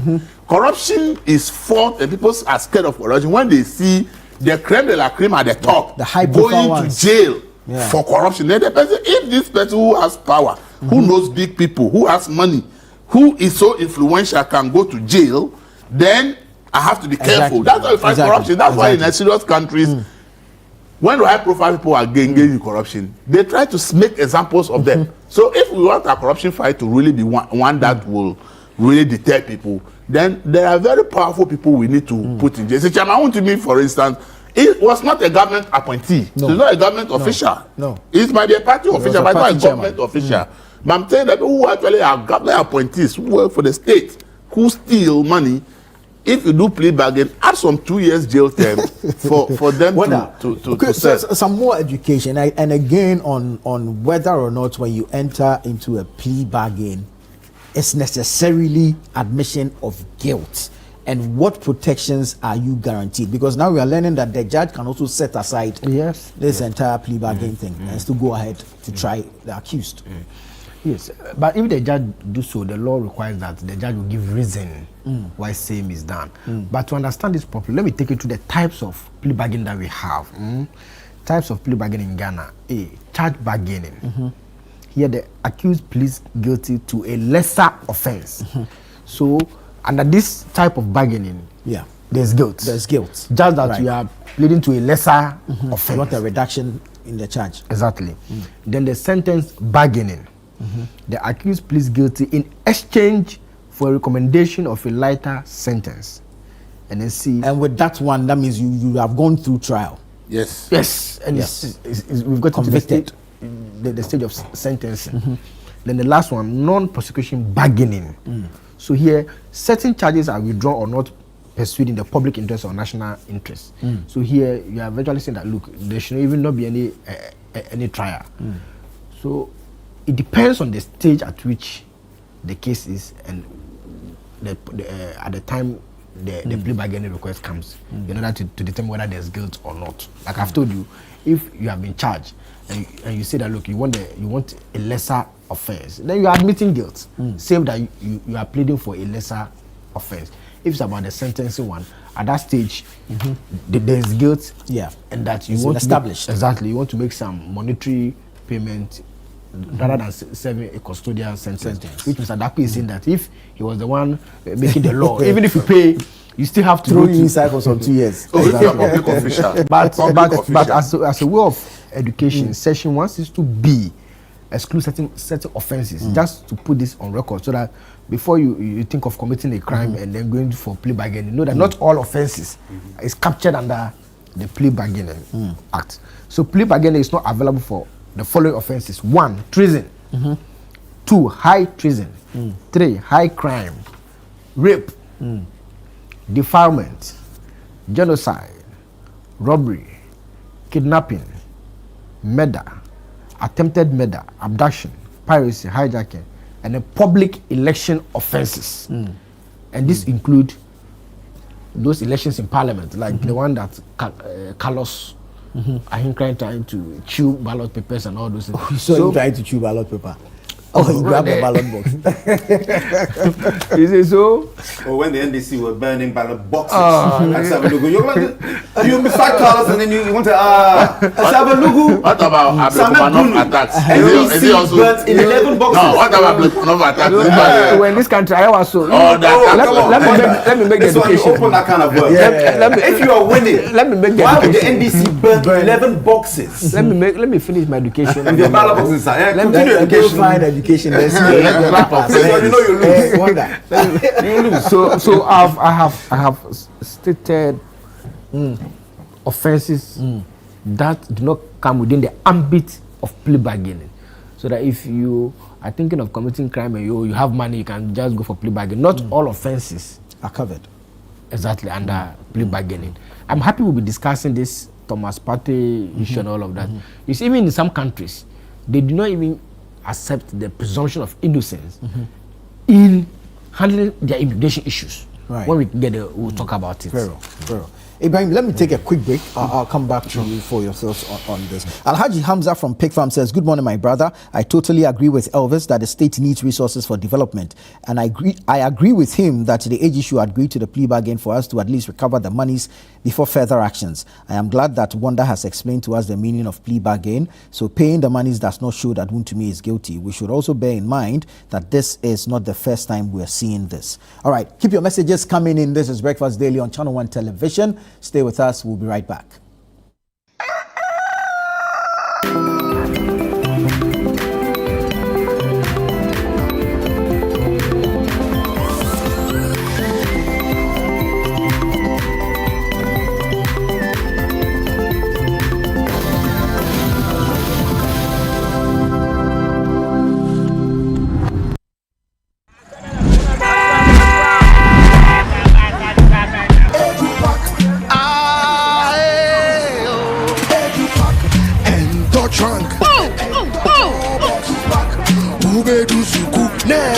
This is the old way. Let me show you a new and a better way. EduPack. EduPack? Yes, EduPack. A GS-approved and supported initiative for all first-year students going to SHS by Prospectus Ghana Limited. Now you don't need to go to the market. All your trunks, mattresses, pillows, including plastic chalkboards, are all waiting for your child at the school. Note, all our wooden chalkboards are being changed to plastic ones to avoid bedbugs. You can also register by dialing *713*821# following the prompts, or you can visit www.edupackgh.com and tap register. You can also register at any ADB branch near you at a very affordable price. EduPack, approved and supported by GES. Hello, my name is Pamela from Customer Service. Please revalidate your account by texting your Ghana card number to 0500,247. Hey, Abili, wabedim. Madam, give me the numbers behind your ATM card. I'm calling from the head office. An email was delivered across to our customers this morning. Confirm if this is your bank account. 100,100,100. Thanks for sending your bank card details. Send the OTP now to avoid cancellation. EcoBank will never call, email, send an SMS asking for your PIN, OTP, bank card, or Ghana card details. Don't get played. EcoBank, the Pan-African Bank. Hello, please, I'm calling from Customer Experience Center. My line of work, a confident smile is everything. Kel Charcoal Toothpaste keeps me on top of my game and ensures my smile is always radiant and bright. With the tiring nature of my job, we spend several hours under the scorching sun. To keep our teeth white and our breath fresh all the time, we use none other than Kel Charcoal Toothpaste. Kel Charcoal Toothpaste. You're on a Kessie and in a kit one. Samayo Kendini, a who be here, Semetra Sapapadia to a mammy man for Kel Charcoal's natural ingredients, and no, and a bomb is so by a man is swing, Nesasu Mama Hoto, so it will beg you. Kel Charcoal Toothpaste. Choose Kel Charcoal Toothpaste for anti-cavity, whiter teeth, and fresher breath all day. Available in 80 gram and 150 gram. Grab yours today. Kel, happy smile. This advert is FDA approved.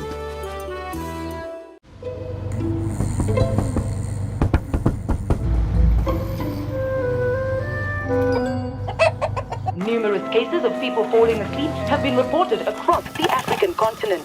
No one can explain this phenomenon. With 24/7 FIFA World Cup coverage, sleep can wait. Everything can wait. Catch all 104 matches from as little as 98 Ghana cedis only on GoTV. Your health is your most valuable asset and it deserves expert attention. At the International Maritime Hospital, we believe healthcare should be personal, precise, and delivered with excellence. That's why we provide specialist-led care combining experienced doctors, advanced diagnostics, and a client-centered approach. From preventive care to specialist consultations and advanced treatment, every step is handled with precision and care. Our serene environment, modern facilities, and dedicated medical team ensure you receive the quality care you deserve every time. Our experienced team ensures you receive the attention you deserve. So whatever it is for you or your family, choose care you can trust. Visit the International Maritime Hospital located at Community 3 Tema or call 0303 220 030 or 055 222 2290. International Maritime Hospital. We serve and we care.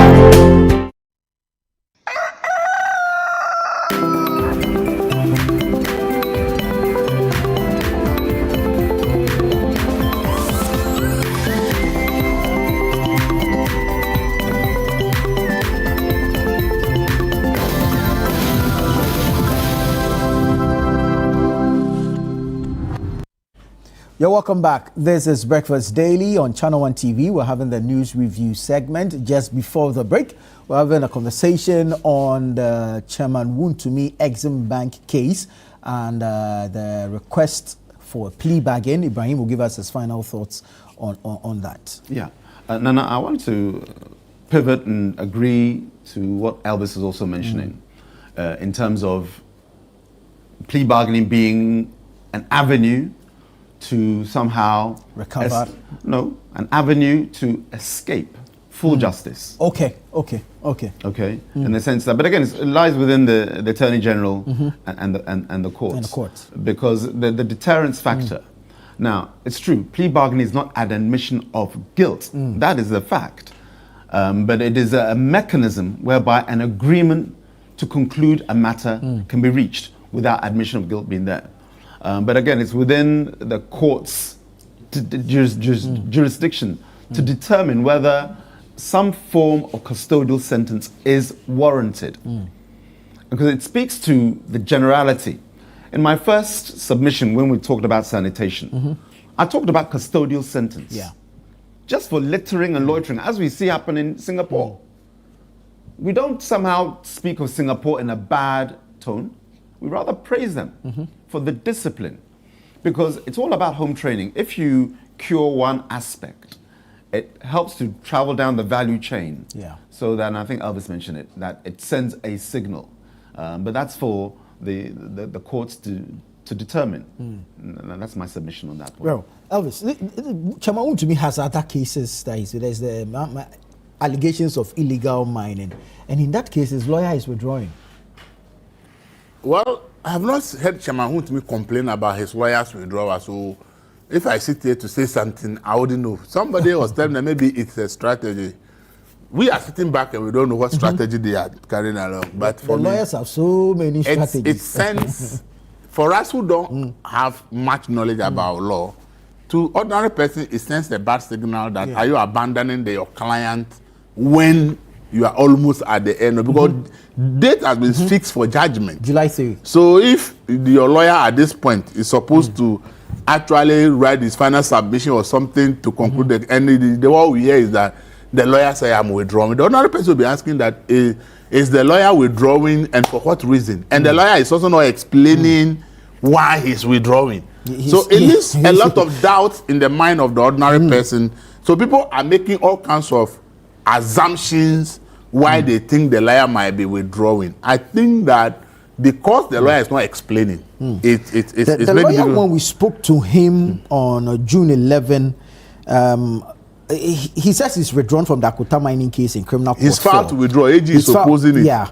And he stated reasons in the affidavit in support of his motion. And he says his disappointment is in the attitude, record, and determination of the court so far in handling these matters before the court.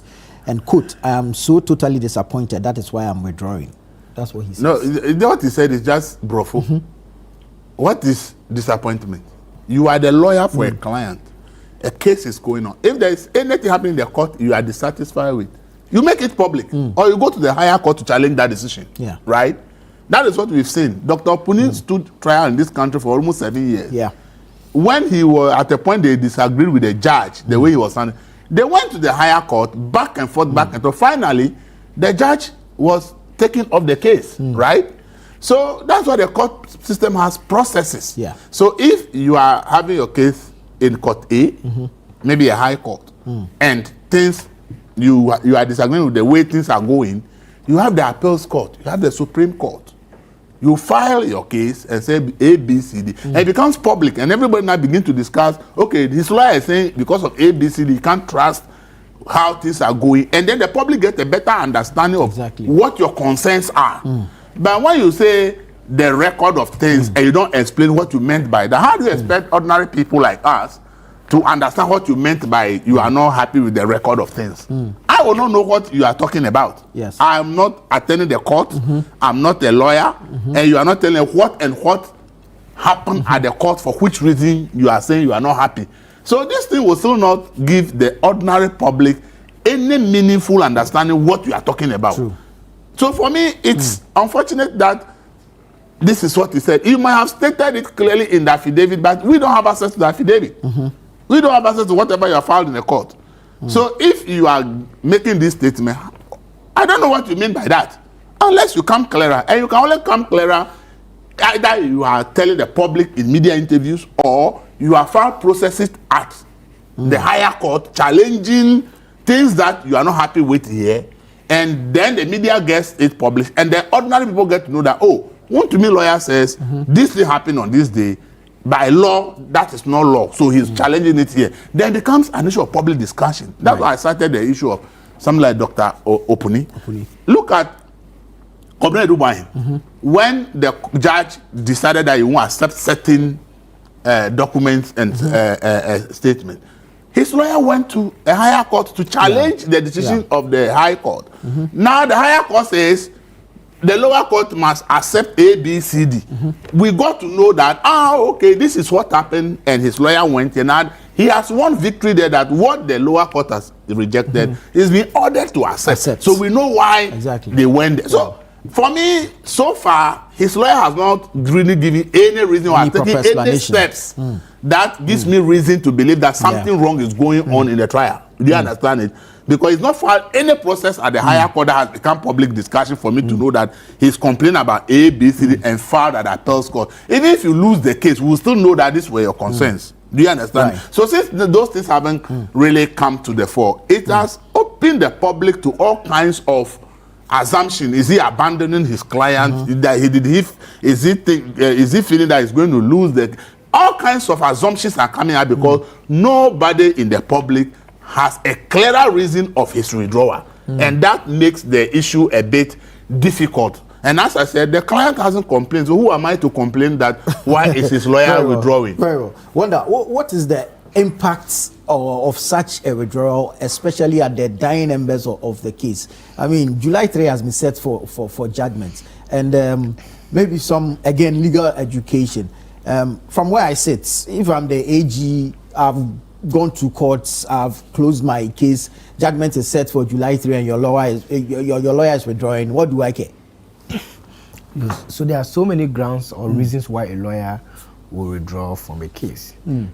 It's both ways. Even clients can also come for their briefs. Okay, so when a lawyer withdraws from a case, one of the reasons could even be as a result of unpaid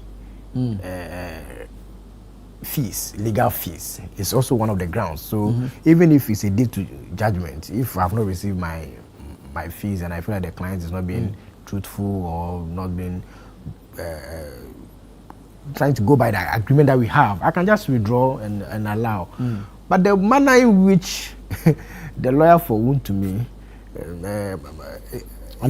yes, is going about it, is becoming more or less, you see this, that we understand that there are some hospitals in Ghana, when you take a patient to them, they feel like the patient is about to die. They don't accept it. There's a hospital in Ghana here. When you take the ambulance gets there, they see the patient that this patient will die. They don't want that record on the hospital file that this number of patients died here and all of that. So the way senior is going, it's looking like this, that maybe he feel like his clients will be jailed and he doesn't want to associate himself with it and all of that. That's it. Ibrahim, yeah. The AG's objection, what do you make of it? I mean, it's within their right to do so. True. Because we're so close to the judgment itself. It's been mentioned on this panel already that what I've captured in this particular case about the withdrawal of Andia Apiakubi is he mentions or it's cited that undue influence. That's how they've worded it. And what needs to happen, Elvis has mentioned it, explain to us what that undue influence is. If there's been some strong arming, something illegal, you're talking about influence in a negative form, not in a positive form. So you should rather explain, give better and more particulars. Yeah. Because otherwise it's just a statement without any substance. Undue influence. What is the undue influence? Now, the Attorney General says that he is not going to accept it, or has indicated that he's not going to accept it. I don't think you can force a lawyer to represent. A lawyer can, if he or she determines, leave a case. True. You know, you can just say, I'm not accepting it. I understand. I think the judge will decide finally. Yes, but I'm just saying that in terms of the Attorney General, you can object, but you cannot force the legal representative of the accused to remain at post, notwithstanding what he has indeed accused other third parties of. I'm talking about the when you object, third party. you're inviting the court to compel the lawyer to still remain on the case. That's why you object. Yes. Yeah. So if you can object, So the judge will decide. Yeah, the judge will decide. Yes, but as a lawyer, can a lawyer say, I've had enough for ABC reasons, I'm withdrawing, I'm recusing myself? Yes. Yeah, but it must be in good faith. That's why. I'm just saying that right is there. I mean, you cannot be forced. That's not the point I'm getting to. And again, we're just somewhat 3 weeks away from the date itself. Yeah. And then when you look at the substance, we've talked about the periphery. We've not even touched on why is he there in this discussion. I know a lot of people are aware of it in terms of it's about Akonta Mining giving or transferring permits that they did not have for one of its, let's say, managers, captured as PW2 for the court records, in mining. Prosecution witness too. Yes, it's turned state's witness in mining in the forest reserves. What Chairman Wontumi is saying that he did not give him permission to mine, but rather to plant coconut trees. Now, here's the case. Things like this should be documented. I'm talking from Chairman Wuntumi's side. Yeah. I'm giving you certain instructions. And now when you give that instruction to a person, generally the whole team would also be aware of the same. Indeed. You wouldn't just say, Mr. Manager, go and do this, land reclamation. That being the case, I'm sure that more personnel within the organization should be aware that regarding this forest reserve, this is our agenda. And that's where the lawyers for Chairman Wontumi, I don't know the full cases, it has not been captured for us to debate upon or at least turn our attention on. These are the types of evidences that can support your case. Right. That look, this Ashimashi knows the instructions I gave. And here is some evidence. And then you can call other people to defend that, yes, Chairman Wontumi gave us instructions to do A, B, C. I don't think one person will go into an excavator and just be planting land reclamation. There has to be a whole, the infrastructure of personnel would be aware that this is what the boss has given us directives for. Right. So in the absence of that information, then it diminishes Chairman Wuntumi's position. I said they should do coconuts and land reclamation. Good. What other personnel within your machinery were aware that this is the agenda? Once you can bring that evidence to the court, then you can anchor your defense more credibly. Yeah, yeah. But that notwithstanding, it's it's looking a little bit shaky. The application to withdraw has been filed. The preliminary legal objections have also been filed by the AG's department. So we'll see how it all pans out. But on Wednesday, Ghana is playing in the World Cup against Panama in Canada. Good. However, Thomas Partey has been denied a visa. Elvis, if we had applied for a visa earlier, we would have known what the status is, and we could have perhaps handled it. Maybe we could have ascribed it to injury, because we still have 2 games in the US where he's eligible to play anyway. We could have handled it and ascribed it to injury and then hidden all this public shame from everybody else. Because at this point, his psyche is also important. There's no public shame anywhere. The issue is simple. Because we are a poor country, we can't establish our sovereignty. FIFA tells us that no country determines what they do. But we have seen that it's not true. America now decided that the referee from Somalia that FIFA will not go, and they don't allow. What did FIFA say? Now they say they will compensate the referee. Thomas Partey is accused of a crime. By Ghana law, you are innocent until proven guilty. Okay? So if Canada decided that they will not allow Partey to go there, if I'm president of Ghana, I know Kwame Nkrumah would have done it. We will recall the entire team. Nobody will play the World Cup. See, there are things we must do to tell the world that even if we are poor, we have dignity and we respect ourselves. There are things, see, sometimes people will be giving all kinds of excuses, and that's why nobody will respect poorer countries. Because poorer countries can't take certain decisions to send a signal. This is a perfect platform for Ghana to send a signal to the whole world that we may be poor, we may not be rich, we may not be that powerful country. But if Canada as a country decides that they will not let our player go to play, a player who has not been found guilty, the trial has not even started. The trial is starting somewhere next year. The gentleman has not been found guilty of any crime. And then the country said that we presume that you are guilty before even you go on trial. And we as a country cannot say we will not tolerate this.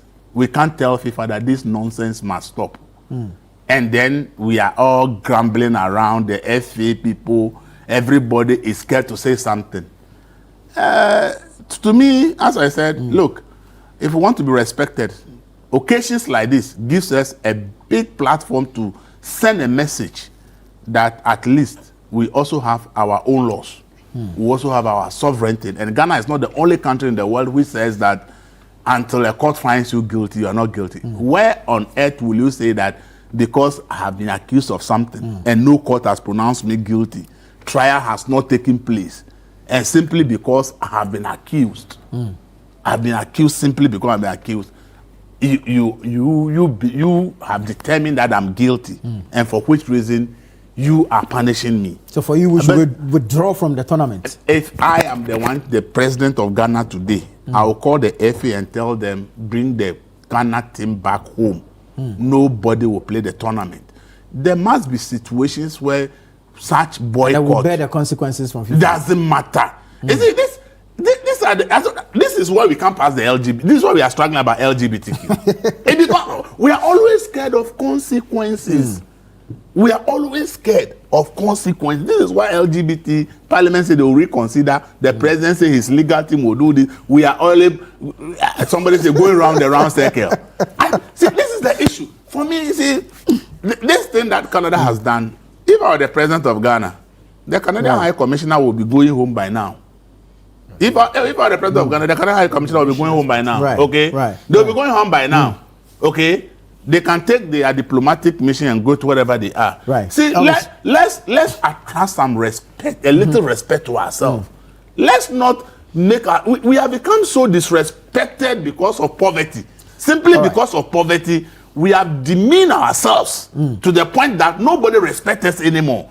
And when occasions like this come for us to send a message, everybody is mute. Everybody is scared. The people who matter, the president can say, we are boycotting. The GFA people, they can't say we are boycotting because of small benefits. Look, if we boycott this tournament, Ghana will not die.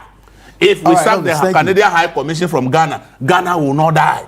Ghana will continue to exist. Ghana will live. Let's begin to show a little. Let's show that we value who we are. In fact, this decision, it means the entire country of Ghana. This simple decision means that the Canada doesn't respect anybody in Ghana. All right, Elvis, thank you. Let's deal with the immigration aspect of it. Wanda. Yes, so one, we must first check whether the provisions under which the party was refused the visa, whether it's new. It's not new.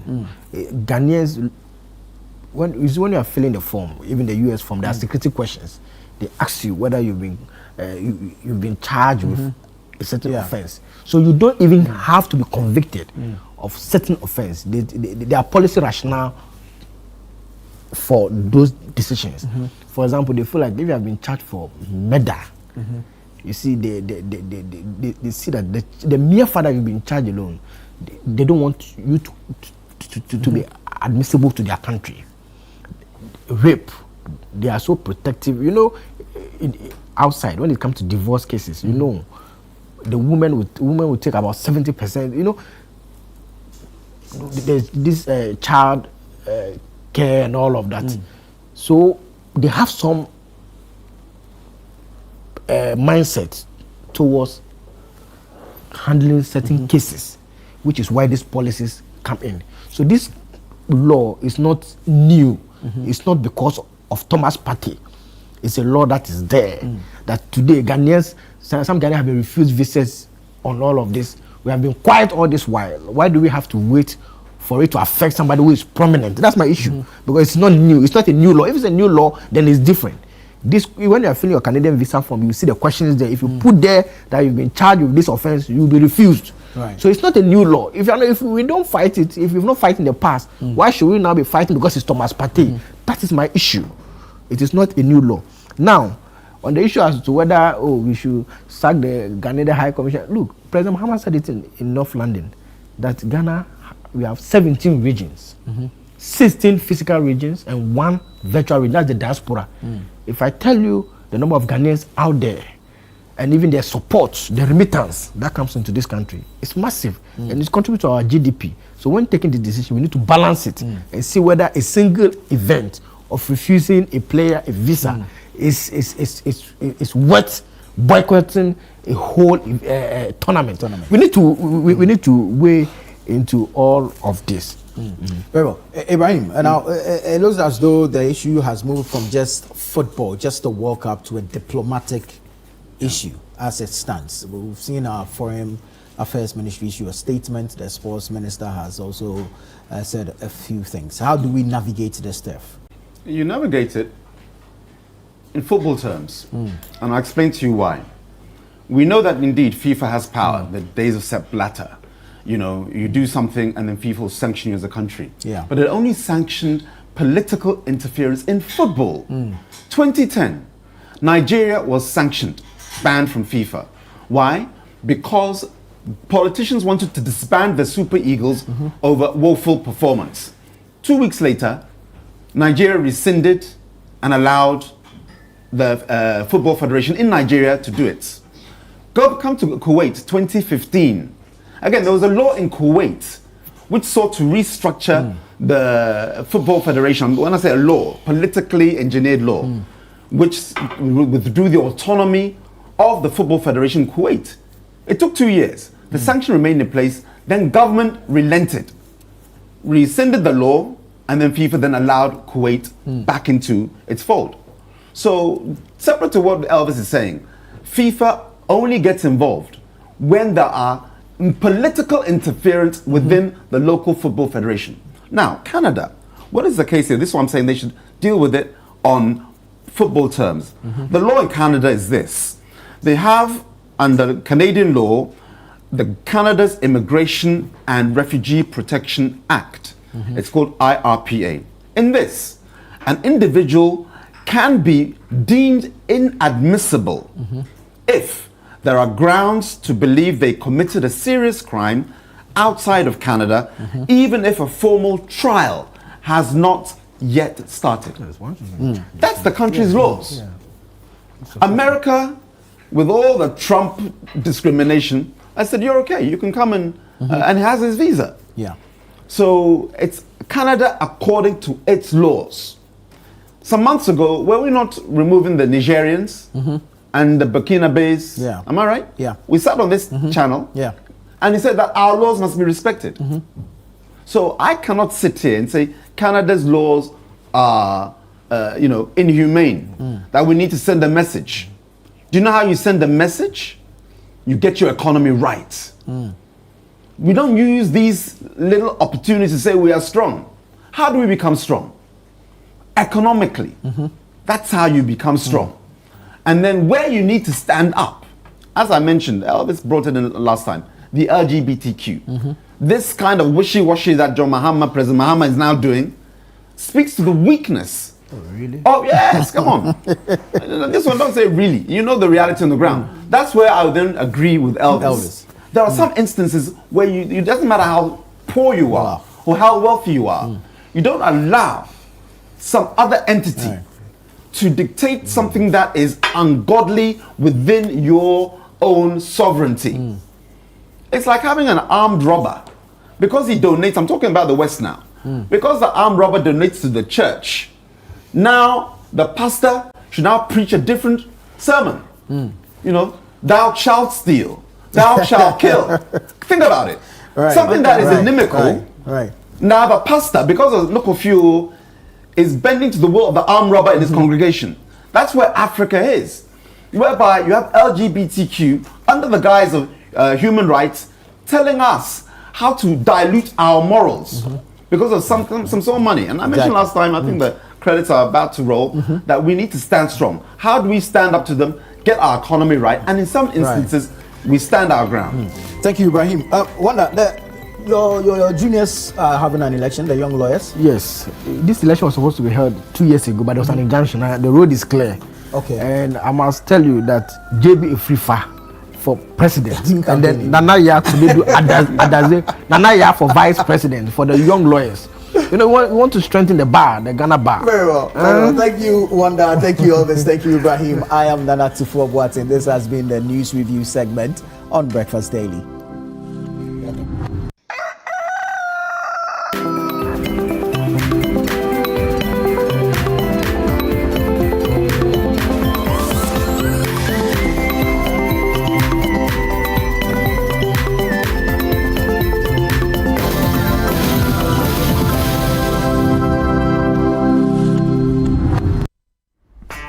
Every day, we make choices. Some big, some small. What would you be doing today? I want this or... Every day, we make choices. And sometimes, choices that shape our hearts. Hi. Whether it's a long-term or short-term decision. The Lydia Ranger gives you the power to truly decide.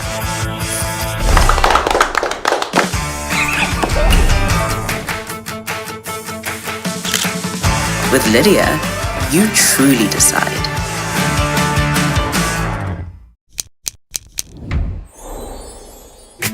Verna is clean, fresh and safe. I'm holding my Verna bottle. No plastic seal, no worries. Open and hear the sound like click. That sound means it's fresh, no trick. No plastic seal, but it's still pure. Cool and clean, you can be sure. Verna leads the brighter way. What takes my doubt away? If it clicks, it's Verna. If it clicks, it's clean. Sip it, feel the difference. Verna water, pure and green. Click, open, sip. Click, open, sip. Chalet Verna, no stress, just sip.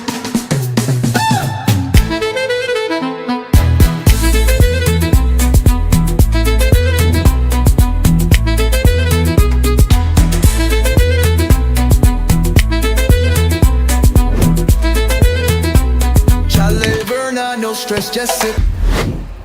This advert is FDA approved.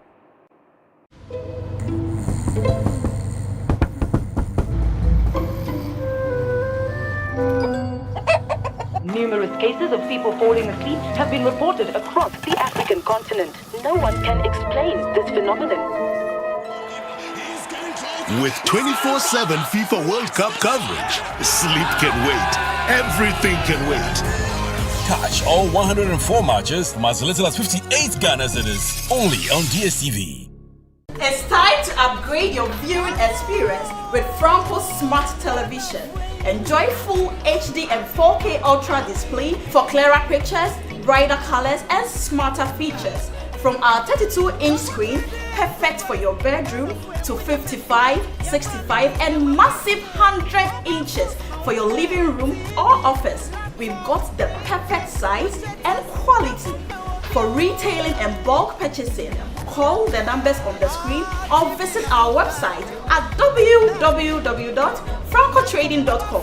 You can download the Franco Trading app on Google Play Store or Apple App Store. Franco Television, we've got the perfect size for every room. Franco, home of quality television. June is for business here at City FM and Channel One TV. This June, the ideas get bolder and the future of Ghanaian business takes center stage.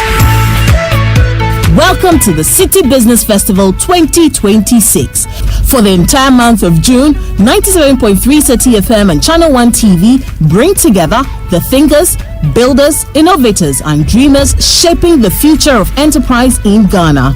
From powerful business fora that spark meaningful conversations to insightful on-air discussions with industry leaders and change makers, to stories of resilience, innovation, and ambition from Ghanaian entrepreneurs. This is more than a festival. It is a movement of ideas, strategy, and impact. Whether you're starting small, scaling big, or simply dreaming of your next breakthrough, the City Business Festival is your platform to learn, connect, and grow.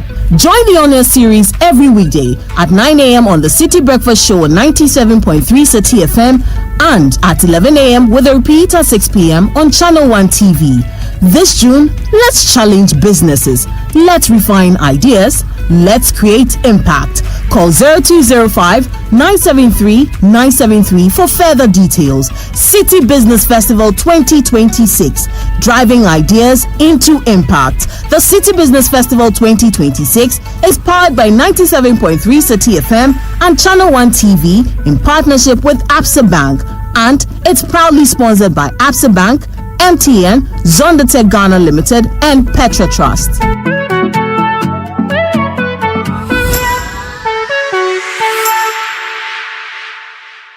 Welcome to The Point of View. This is your favorite current affairs show here on Channel One Television. On The Point of View, we pick the right topics, get the right guests, and ask them relevant questions on issues that matter to you.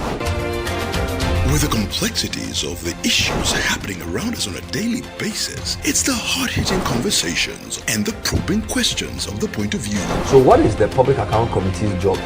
So what we do is to scrutinize, clarify, and find out why certain infractions have been made. What do these IMF programs try to do? The current program is for budget support. Okay. There are no projects attached. That teases apart the twisted entanglements of politics and governance, as well as religious and social discourse. The Point of View brings you the policymakers and duty bearers and drills down to the very bottom of issue. What authority do you have? The Point of View airs every Monday and Wednesday at 9 p.m. only on Channel One TV. Transformation begins long before it's seen. It starts in the mind. What thoughts are shaping your life? Join us on Lifeline as we uncover the power of renewing your mind through God's Word and breaking free from limiting beliefs. This is Lifeline, where psychology supports theology to let you understand what you go through, to restore your hope, and also help you overcome life's challenge. We are talking about a very interesting subject: how my life will change when I'm able to renew my mind. Throughout scriptures, God talks about the fact that everything begins as a thought. In Romans chapter 12 and 2, the Bible says, "Do not conform to the standards of this world, but be transformed by the renewing of your mind. Keep your joy keep your praise. Apostle Paul in prison writes to the Philippians. In Philippians chapter 4 verse 4, he says, rejoice in the Lord always. Again I say, rejoice. A renewed mind can lead to a transformed life. Lifeline airs every Tuesday and Thursday at 10 p.m. prompt, only on Channel 1 TV. Hey, Kobe, you are sitting down there feeling very comfortable when some guy called Dixon is taking your sister out on a date. Daddy, Dixon is a cool guy. He's cooler than her other friend, Joshua. Joe what? Sure. Hey, don't complete it. What do you guys send these uncomfortable names? They make coolest friends, like my Nigerian friend called Adegbemi. Good day, sir. Yeah, look at them. And they are marching too. So, you're the dick.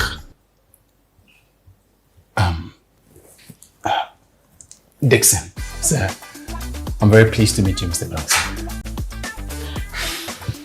Oh, hi, Dixon. How are you doing? The Blanksons airs every Thursday at 7:30 p.m. and is sponsored by Out Insecticide, Nasco Electronics, Lizzie Shito, Everpack, and Lily Rice on Channel 1 TV. The vibe is too much.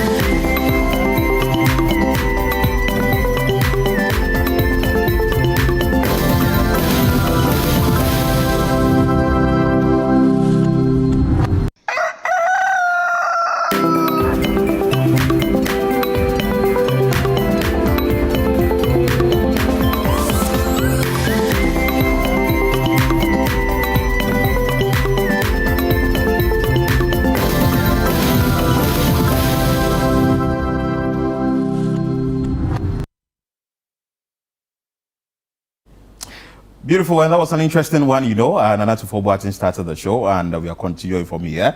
We are going to end the show exactly at 10:30 today, because we have something for you. My name is Philip Nilate. And I am Dede Davis. You are most welcome to your favorite morning show on Breakfast Daily on Channel 1 TV, I beg your pardon. And do stick and stay with us. You can join the conversation, share your thoughts, your comments, your messages, whatever it is. Just send the message to 020-4447-033. 020-4447-033, and we'll get to read it right here on the show. Every day is a new gift, and here we are. You would help us unwrap our gift together right here on the show. Of course, we'll bring you a number of things. We'll be talking sanitation on the show, and we'll also be talking the City Business Festival, which is actually happening now on radio, which is at 9 a.m. and also at 10:30 for today on TV. So you'd want to stay with us here from now to 10:30 when we say bye-bye to you, but we still want to remind you that the City Business Festival on Air Series is happening. So today, what we'll be sharing with you is Financial Literacy 101, Budgeting, Saving, and Smart Money Habits.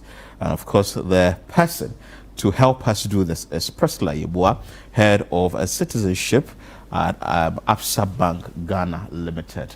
This show is actually brought to you in partnership with Absa Bank, and also the sponsors Absa Bank, MTN, Zonda, Petra Trust, and powered by City 97.3 FM and Channel 1 TV.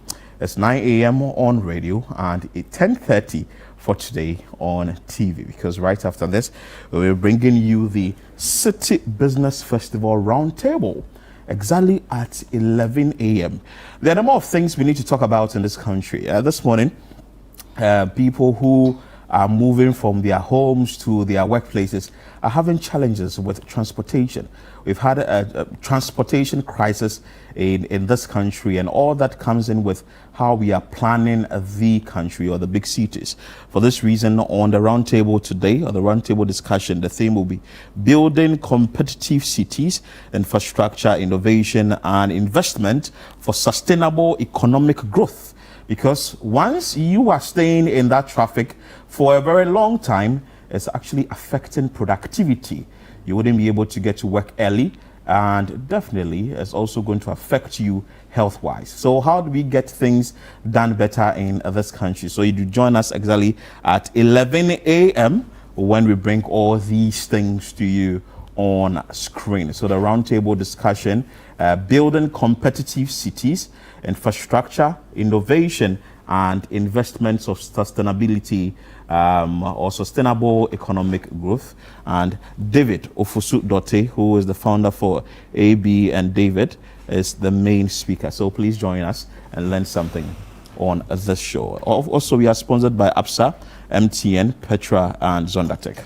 Yes, and talk about football. Football greatness doesn't begin on our big stadiums. It starts in the dusty pitches in our communities. And so tune in every Wednesday at 5:30 p.m. on Channel 1 TV as we bring you Community Kickoff, where you get to find out where your favorite footballers began from Choko to Ashaiman to Tema, you name it. Community Kickoff brings you all of that on Channel 1 TV, and that is where we celebrate our unsung heroes, uncover inspiring stories, and explore how football remains deeply rooted in the heart of our neighborhoods. So tune in every Tuesday at 5:30 p.m. on Channel 1 TV and catch a new episode of our grassroots football.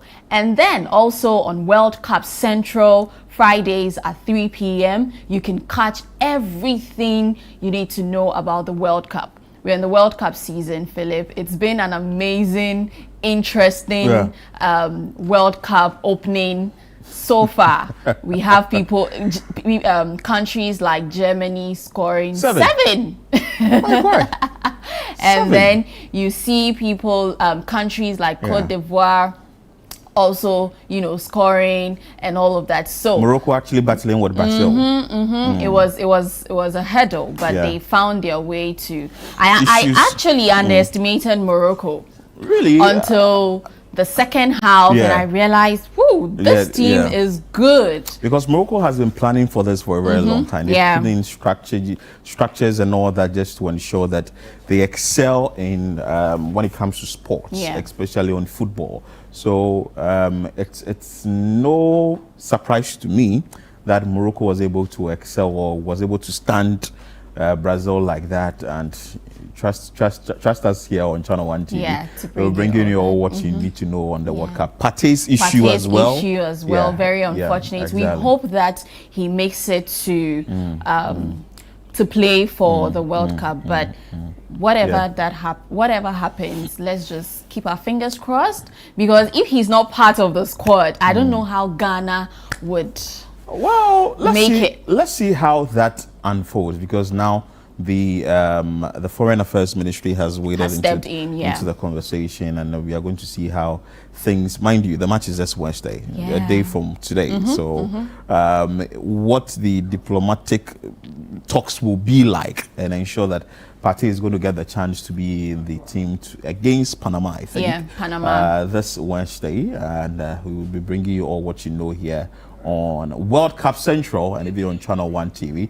So make sure that you are joining us here so that you can get the best out of it. Let's not forget the Blanksons. This is home cooked food for you so that you enjoy. I keep saying this because we have you in mind so that you enjoy yourself. So Channel 1 TV production, that is Blanksons, the Blanksons showing on Thursdays at 7:30 p.m. That is a fresh episode every Thursdays, and the repeat on Fridays 11:30 a.m., Saturdays 7 p.m., Sundays 4:30 p.m., Tuesdays 3 p.m., and Wednesdays 5:30 p.m. Nasco, Lizzie Shito Out, Mosquito Spray, Everpack, and Lily are the sponsors for this one you would want to enjoy on TV. Have you heard of the Mabre Nkwanta? We brought you the first episode. The second episode is up. The second episode is up, and you'd want to enjoy the Mabre Nkwanta on channel1newsonline.com. So that you'd be able to enjoy. So the golden couple of Mabre Nkwanta episode 2 is up. So please go check it out and read for yourself, because I've told you that this is actually going to boost and going to help your vocabulary. So read, and you get this interesting story that is telling about some interesting couple, interesting family, interesting community, and all that. So please make sure that you are enjoying the Mabre Nkwanta in your house, in your offices, even when you are sitting at a leisure place or a place that you'd want to enjoy Mabre Nkwanta. The Channel One News app. The Channel One News app. So grab your tablets, your phones, whatever device you're using. Once it's Android, just download, go to the Google Play Store, download the Channel One News app. You can see it on your screens. Type Channel One News app. A pop-up comes, and then you tap on install. It will install it beautifully for you. You can have access to a variety of news items, from entertainment to sports to lifestyle, you name it. All of it at your doorstep on the Channel One News app. And so do well to download the Channel One News app and have access to every information you need. Let's move straight into the trends. A number of things are trending. Partey is trending for World Cup. Germany is trending for World Cup. And all the things that you need to know when it comes to the World Cup. But let's bring you this one from Go Back people. Go back, go back, go back. Hey, Charlie, the Go Back people are now saying that we should come back. They say we should come back. We should come back. There's a video. Let's play the video. It's just interesting. You said we should leave there, please. Now you are asking We've left. Now you're asking us to come back. Let's play you the video. Let's hear what they have to say about whether we should come back or we should stay in our countries. No to xenophobia. We need foreigners. They are our people. We have to do trying to save our jobs. Are you local? Are you local? We are locals. And how are you losing your job? We are losing our jobs because when they are taking the foreigners away, that's the foreigners who are giving us jobs. Yes. So we won't have jobs. Are you in the clothing factories here? Yes, we are in the clothing factories. So I say that again. Are you saying that when they remove the foreigners, as the government is saying, you are going to be without a job? Yes, we won't have jobs. Why is that? Most of the foreigners are machinists. Right. We don't have local machinists. But people are saying machinists are everywhere. The machinists are everywhere. That's a lie. That's a lie. That's a lie. Yes, that's a lie. No, but when we post about the foreigners and the local, we can't get the locals to be machinists. They all tell us, no, the machinists are everywhere. Thousands. We are lying. Are you local guys saying that because the government is saying no? There are thousands of workers there. No to xenophobia. We need foreigners. They are our people. We understand. We understand that. We are nothing. All we know as South Africans, we know how to cut the press. That's all. But the foreigners, most of them, they know how to do the comments.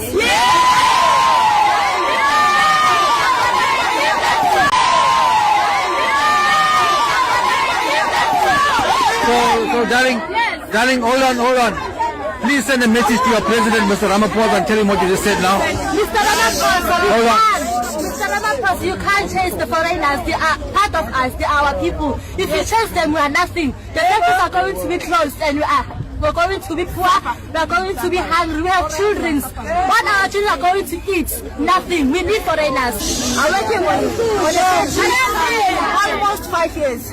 When you don't have a foreigners in the factory, we won't have no job, we won't have nothing. We are so poor.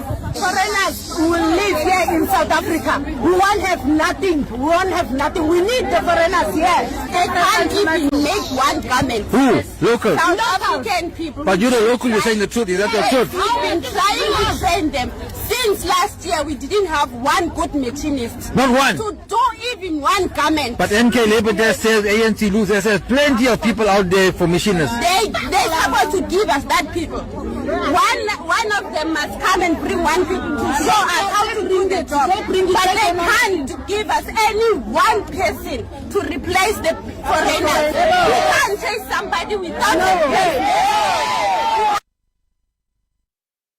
Philip, will you go back to your country? It's that we should come back. We'll go back. But that's interesting, because if the citizens are now saying that we are losing our jobs because the foreigners are out, that means how did we get here? In the sense that, didn't they know that if they sack the foreigners, some of the people who are even in the country and they are working for foreigners?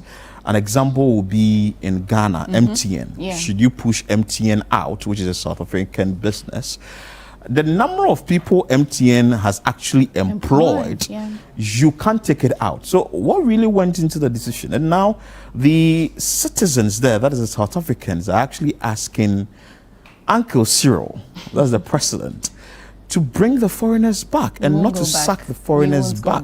Not to sack the foreigners.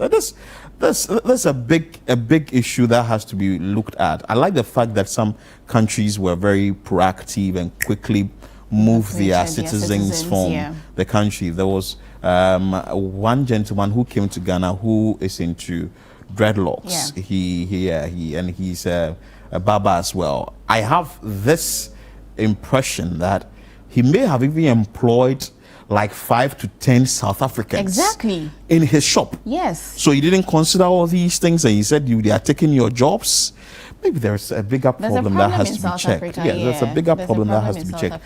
Maybe the people there are having issues with maybe creating jobs for themselves or that, and if you see that you've created a job, they would want to come and kick you out. It's really not sitting down well with me with this particular issue. But let's see what comments you have for us on this and what exactly you are saying about this. One says that you see, this is coming from Mameri 281, says that you see, in my maybe small primitive mind, in this world we all need each other regardless. Absolutely regardless. What if the Mother Earth also asks us to leave? Then what? We shall all, or we should all, cooperate and not compete. And let's just see how life also goes for us all. Love is everything. And it's true. We depend on each other. We depend on each other. I depend, as I'm sitting here, we are on screen now, we are depending on the director who is talking to us. And we are depending to the producers as well. We are depending on the cameraman as well. We are depending on the sound man. We are depending on floor. We are a number of things. We are depending on almost everything, the entire framework for the job to really go on well. So I really don't know what really may have gone into their decision to sack us, that we should go back to our countries. Anyway, let's bring you the next comment. What someone is saying. This is a Star Lady 0419 says that confused people. Well, totally. You've just said Prince Kojo Owusu says, which is which? Y'all need to sit down as a country and decide what you want. Tops Kanka says, it will end in tears. Over 900 Ghanaians have come back home. Have come back to Ghana. Yes. I hope they have 900 jobs available. You understand? Akosia Naturals _GH says, Mumfa Mukruwai, of course. And it's serious, because see, the Nigerians have also taken their people. We understand other countries have also done the same. And there are people, businessmen who are sort of wealthy, who will travel there just to go and open businesses. So are you trying to say that we should move that? Maybe if it's on migration issues, that's fine. Find a way and resolve it. But this, we are giving you by June 30, you have to move out of the country, and don't wait till June 30. Today, it's 15th of June. We are half of the year and even half of the month. And I'm not sure every country would wait for its citizens to be molested So you've given us by June 30, we move out of the country. And if you move out of the country and it becomes an empty country, that is when maybe they'll feel the pinch or the actually what is happening in the country. And the citizens have started already, because it's not all of them that may be having the qualification to do white collar jobs. Some will be doing blue collar jobs, like there'll be the janitors and there'll be people who will be sweeping and all that. And people who actually have created jobs for you could be the foreigner. So you should find ways and means and work around it. But anyway, like Dede said, she doesn't think we'll go back. We won't come back. Definitely, we said we should fix our country. Yeah. So we will fix our country. And I like the fact that when the Ghanaians, over 900 came to Ghana, we've accepted them. Yeah. Ibrahim Mahama has created some jobs. Some Ghanaians have also created jobs. And this could also be a blessing in disguise for someone. The gentleman who actually got the 200,000 Ghana cedis from Ibrahim Mahama and bought a shop filled with cement. Just run your business, Charlie. You can do it in Ghana. It was actually the first gentleman we saw being attacked when the video came out. But I'm not sure that you think of going back again. No. I'm not sure you think of going back again. So you should work around things in your country, and I'm sure, as you've told us that other countries should also work themselves well, you should fix your country. The more reason why we talk about a number of things here on the show, sanitation and all that we have to fix in the country. What else do we have? The fashion designer? The fashion world. It's quite sad and unfortunate. A very young lady making strides in the fashion industry, and it's unfortunate. She passes on at 33 years. And so she's known for fusing Ghana's traditional kente fabric with modern bridal gowns and luxury corsets. Sanusi built her atelier from a family legacy of seamstresses starting at age 19. Unconfirmed reports suggest she slept and did not wake up as tributes flood from her peers lamenting the loss of a rising star who honored Africa's heritage globally. She passed away just 2 days to a highly anticipated Kente Artistry Masterclass scheduled for June 22 to June 26, 2026. Wow.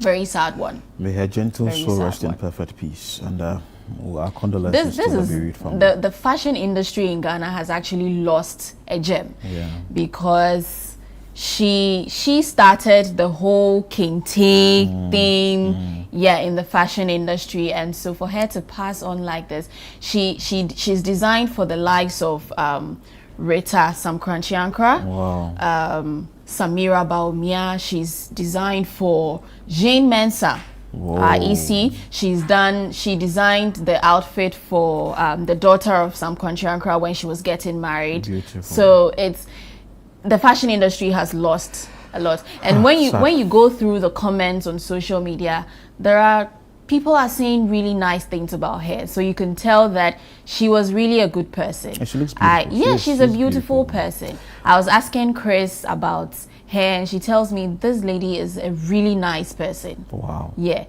Somewhere last year, people were trolling her about her professionalism and in dealing with clients and all of that. So that's just on the side. But she's really a good person. Let's bring you comments. Yeah. Wow. This is devastating, coming from Lady Helen G. Says, this is devastating news. She just brought back double memory. I felt it. Pokia Puku's passing, this hurts. Dear Lord, have mercy. So many families going through pain and unbearable sorrow. May her soul rest in peace. Amen. Abna Owuswa 59 says, hey, may her soul rest in peace. Perfect peace. Yeah. God_Siren says, sad to hear that Sadia Sanusi has passed away. I really loved her artistry. Was really hoping to amass some of her pieces, and I had her pegged out to make my engagement and traditional wedding dresses someday. May her soul rest in peace. Condolences to her family. Alicia Kokovani says, what are you saying? Sadia Sanusi is dead? The fashion lady? The one who just started the Kente Masterclass, my crush. She's what? Yeah. So the masterclass was scheduled to start on June 22nd. Whoa. Yeah, and June 26th. So it's actually her way of passing the knowledge she has acquired to the next generation, and for her to pass is such a sad story. So may her soul rest in peace, and our condolences to her family. Perfect peace. This is just on a very sad note, and to UCC as well. Another sad one, yeah. Innocential, who passed on. Such a beautiful lady. Very young. Had the news of her gone missing. Then just yesterday, this one broke out that she was found at a beach somewhere in Cape Coast. Yeah. And this is sad. And the Education Minister, Haruna Idris, has asked that the issue should really be thoroughly investigated. The management of UCC also issued a statement, and we'll be following up the story keenly. Yeah. The parents or the family, I've seen some videos on social media of them, and Innocentia, I had time to go through her TikTok account. She's a very bubbly and lively lady, yeah. lady, and we want to say our condolences to the family, and also students. We have to be very careful. If you are going to a place and you have a trusted friend, please share your location if possible, so that in time of issues like these, there could be a little trace that you were going here and you've had a conversation with this person and you were there. So once you have the location shared, it can be traced. I'm sure social media people are talking about it. Let's bring you the comments, what people are saying about this sad one. This one from Eric Edemagbana MP. He says that I'm completely distraught by the tragic news of the young UCC student who was found dead at a beach after she had been missing for days. I knew Innocential personally because I'm a friend of her family. She was a native of Doja and beneficiary of our scholarship scheme. The last time I saw her was in March when we awarded scholarship to the students. I'm reliably informed that the police are investigating this incident, and I hope they swiftly apprehend and bring the perpetrators of this heinous crime to justice. My young star girl is gone, and in such tragic way. And this is actually coming from Adam Magbana, who is saying that may her soul rest in perfect peace, and may God grant her family, especially her mom and sisters, the strength to bear this painful loss. So it's a very sad one. This is also coming from Richard, who says that such heinous crimes are not common in Ghana. What's really happening? Innocential, may your soul rest in and rest in peace to Sania too.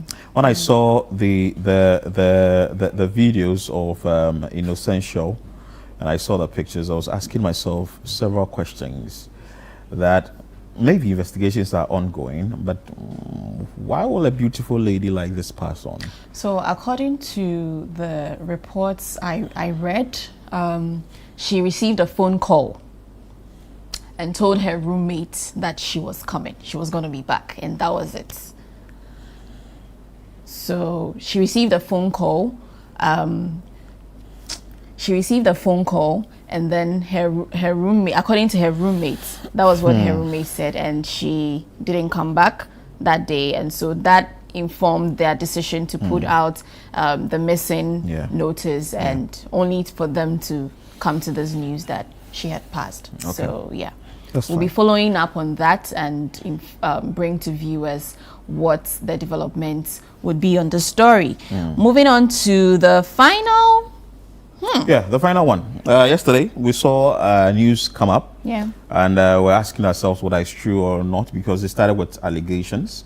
The story was actually alleged that a former Chief Justice Sophia Kufu resigns from the Council of State. It was alleged, but now we have the story fully out that she has resigned, and you can visit citynewsroom.com or channel1newsonline.com to also get that story. Let's bring you comments what people are saying about this. Our former Chief Justice Sophia Kufu actually resigns from the Council of State. So you've seen there a number of stories we've shared with you on trends, but on the sports side as well, Partey is trending. The government has waded into the conversation. We are still going to wait whether Wednesday he's going to be part of it, but if not, then that's it, because a number of things have been said, but we leave it for the government to work around it. It's also been said that you shouldn't use press releases to address this. You should have some diplomatic conversation with the Canadian government and see how that is going to work around that. So you keep our eyes on this as well. We have the video of the day as well. Okay, so if you have the video of the day, let's bring you the video of the day after. Let's go on a break rather, because we have issues with sanitation and all that Channel 1, Nadmore, Zoom Lion, Ghana Police are doing to ensure that we get a community that wouldn't flood should we receive rains again. Stay with us here on Breakfast Daily on Channel 1 TV. We're back with more.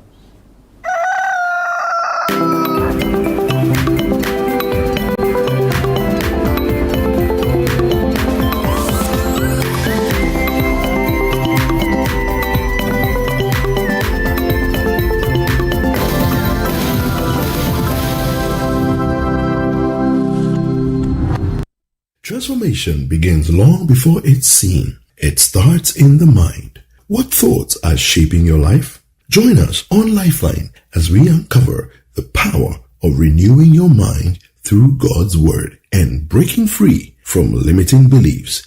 This is Lifeline, where psychology supports theology to let you understand what you go through, to restore your hope, and also help you overcome life's challenge. We are talking about a very interesting subject, how my life will change when I'm able to renew my mind. Throughout scriptures, God talks about the fact that everything begins as a thought. In Romans chapter 12 and 2, the Bible says, "Do not conform to the standards of this world, but be transformed by the renewing of your mind." Keep your joy, keep your praise. Apostle Paul in prison writes to the Philippians. In Philippians chapter 4 verse 4, he says, "Rejoice in the Lord always. Again I say, rejoice." A renewed mind can lead to a transformed life. Lifeline airs every Tuesday and Thursday at 10 p.m. prompt, only on Channel 1 TV. Hey, Kobe, you are sitting down there feeling very comfortable when some guy called Dixon is taking your sister out on a date. Daddy, Dixon is a cool guy. And he's cooler than her other friend, Joshua. Joe what? Sure. Hey, don't complete it. What do you guys send these uncomfortable names? They make coolest friends, like my Nigerian friend called Adegbemi. Good day, sir. Yeah, look at them. And they are marching too. So, you're the dick.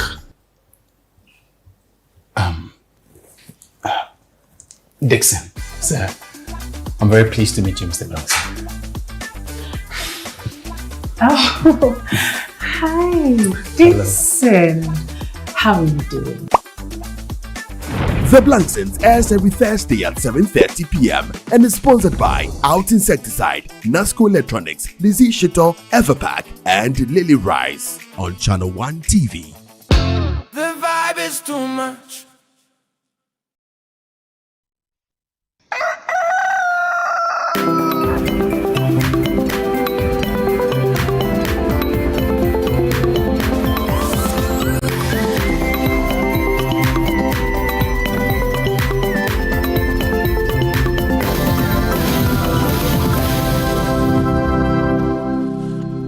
Grateful that you stayed with us here on Breakfast Daily on Channel One TV. Before we went on that break, I told you that we'll be dealing with issues on sanitation. The Ghana Police Service, that's a NADMO, the National Disaster Management Organization, Channel One TV and Zoom Lion have embarked on an exercise to ensure that Accra is clean.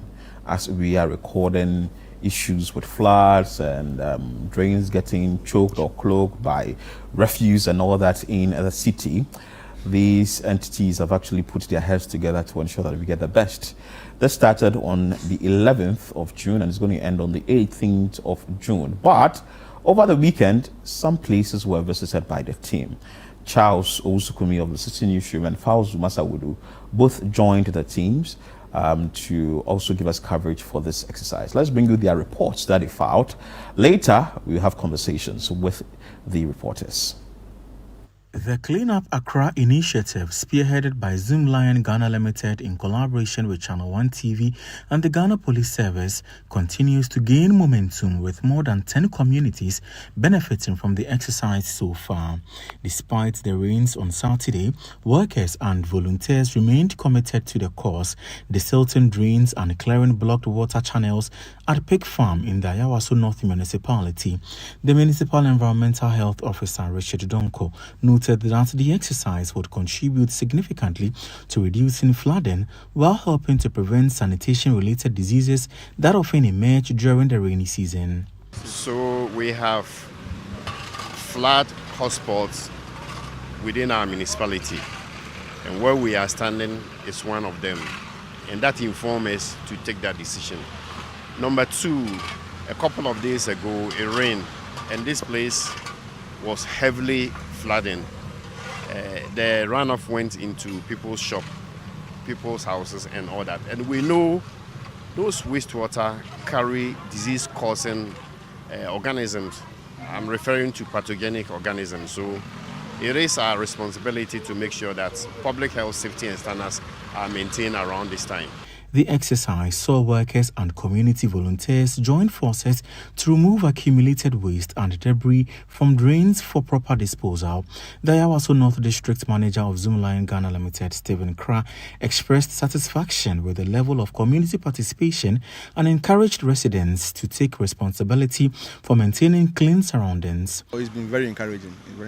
At least they've been out in the numbers to support us, to cheer us up of doing the good work, even for them. Though they are supposed to help us, one or two are reluctant, but most of them are joining us.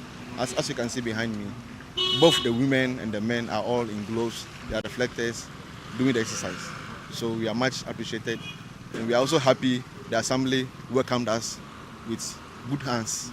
Residents and business owners along the stretch, impressed by the visible improvement in the drainage system, appealed to the public to refrain from indiscriminately dumping refuse into drains and waterways.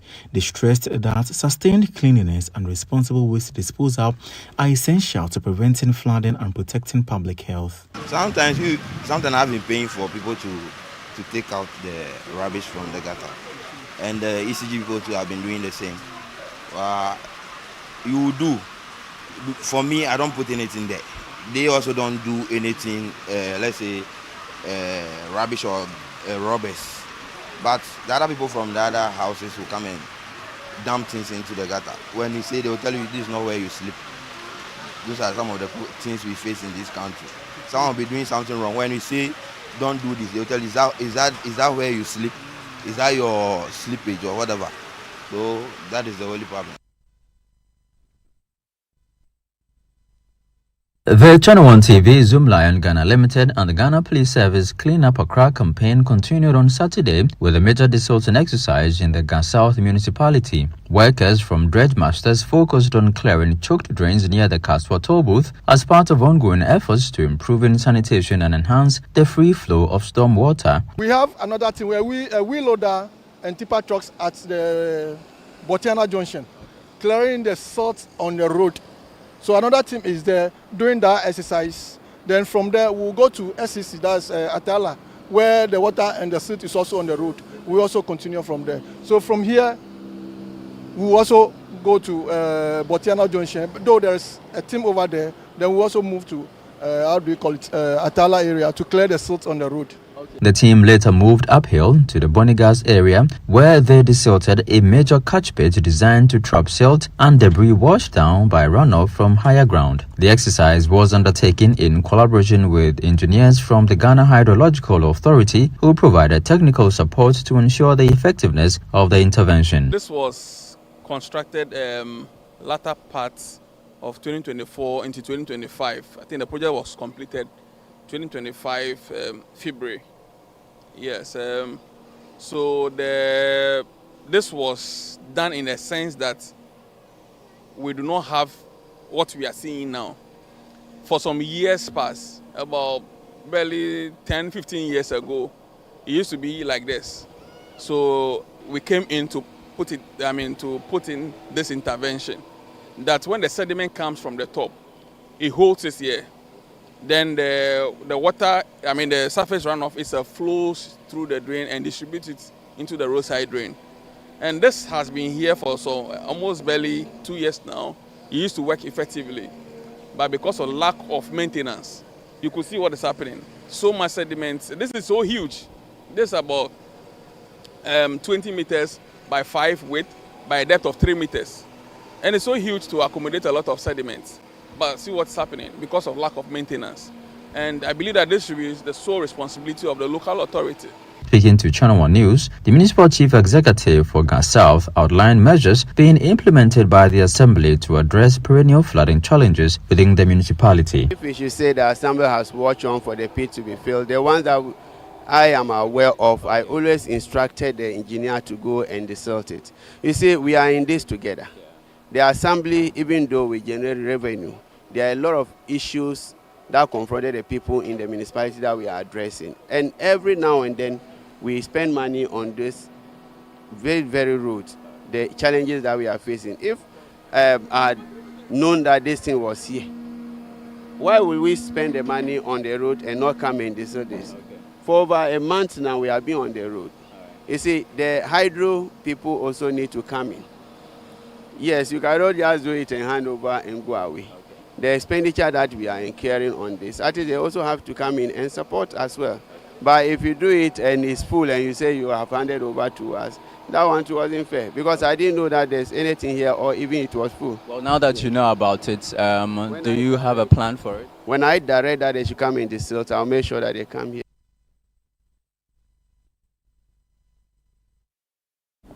And that was reports filed by Fauzu Masawudu and also Charles Owusukumi, who actually followed the team made up of officials from NADMO, Zoom Lion and the Ghana Police Service to embark on that Clean Accra exercise. Fauzu Masawudu is actually joining me on the phone for us to have discussions on this. Fauzu, good morning.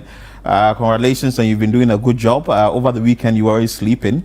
Share with us where you visited this weekend and how the exercise has been so far. All right. Thank you very much, Philip. We know that the cleanup exercise has been going on for the past, 4 days. First day we went to the Ring Road stretch, Paloma stretch. There was a different team also at the Wija and Malam Enclave. Then the next day we proceeded through the Menpasam area and then to the Ofanko, and also still in Accra. Then from Ofanko, while Ofanko was ongoing, there was also a different team around the Kanishi Dansuma Enclave. Now on Saturday, I joined the team at Pig Farm in the Yawasunov municipality, where they continued with the dredging and some distorting instances of some drains in the community. Beautiful. Now, paint us a picture. What you make of the sanitation situation as you visit these places with a team. Are we getting there, or is it getting worse from what you've seen so far as a reporter? Philip, we are going somewhere, but it could be better. I mean, for instance, when we made a stop at the Minpasam Enclave, there was a whole major storm drain that had been clogged with fill. You could literally even see that this place was a drain. In fact, if it rained and you are not directed, you could just find yourself inside the drain. And that is how bad the situation is. Same as Ofanko, when we made a stop at Ofanko as well. An entire drain had been choked with filth, and it's gotten to the level of a closet. And so if you're not careful, you might think it's a closet, and then you would want to find filth on it, but then you could find yourself again in that gutter or that drain, if you like. And when we go to Malamata, I beg your pardon, when we go to Stick Farm, the municipal assembly, that's the environmental health officer, indicated that the issues of rain or perennial flooding in Accra just goes beyond people's homes being submerged and losing their properties and all of that. He particularly commended the initiative because he says, besides the fact that it's decisively tackling issues of flooding, it can also go a long way to curb or reduce diseases that are associated with rain or flood, like some pathological diseases. So the environmental health officer was particularly excited about that move, and he indicated that, for instance, where our focus area within that Ayawaso North municipality was largely a flat-prone area in that area, and in that enclave, and so he was just overly excited about it. And one thing that is also interesting to note that was the level of community participation. People just joined voluntarily. For instance, at Stick Farm, you could barely even distinguish between the team designated to carry out the exercise from the community members. Everyone was in his or her gear, all hands were on deck, and within a short time, the work was just done. Also, one thing that also piqued my interest was when we made a stop at Ofanko.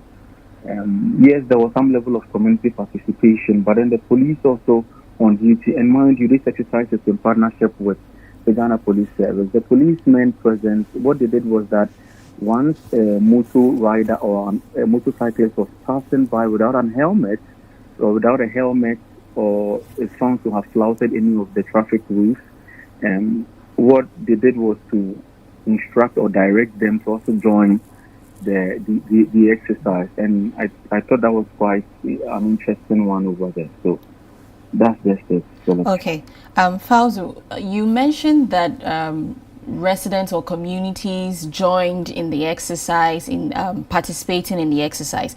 Now, did you sense or see any willingness of the communities or residents to take ownership of this exercise when it ends? Absolutely. In fact, when we engaged a number of them, and for instance, at Stick Farm, one of the shop owners that we spoke to says that his shop is closer to the drain, and so obviously he'll be the hardest hit. And so he's taking the initiative himself and some other shop owners around. What they do is that occasionally they pay some people, or they try to mobilize some people to embark or conduct some of these cleanup exercises, but because they do not have the capacity and the resources, it was just not on a large scale like what the Clean Up Accra campaign is doing. And they have also indicated that they are going to ensure that the gains that have been made are consolidated. Also, at Mimpasem, for instance, one of the residents said that, not just one, but a number of those that we spoke to said, henceforth they were going to ensure that they police the drains and other waterways, because you don't need rocket science to tell you that when it rains and you are closer or you are downstream, you are the one that's going to be hardest hit. And so, beside or beyond this exercise, you also need to ensure that you play your civic responsibility by ensure that you bar people or prevent people from dumping refuse into some of these bins and all of that. And so, the members of the community were indeed willing to also take up these spaces. Fauzu, what were some of the things that residents said regarding proper waste disposal? Because in some of the communities that I think Charles visited, some residents cited that they haven't seen any dustbins around, and so they end up putting them into the drains. What were some of the things that they said concerning proper waste disposal? Yeah, that's a refrain that cuts across. And so, for instance, when we went to I think at Chimota Mile 7, right, I spoke to the regional director for Zoomline Ghana Limited, Wiki, I'm not sure from who says that in my interview I asked whether it's a good thing to reintroduce the installation of public waste bins across the city. And we know that this was an initiative that was very effective in some previous administrations, but due to a number of reasons, we don't see them any longer. And he indeed supported those calls. He said that it will go a long way to addressing issues of sanitation.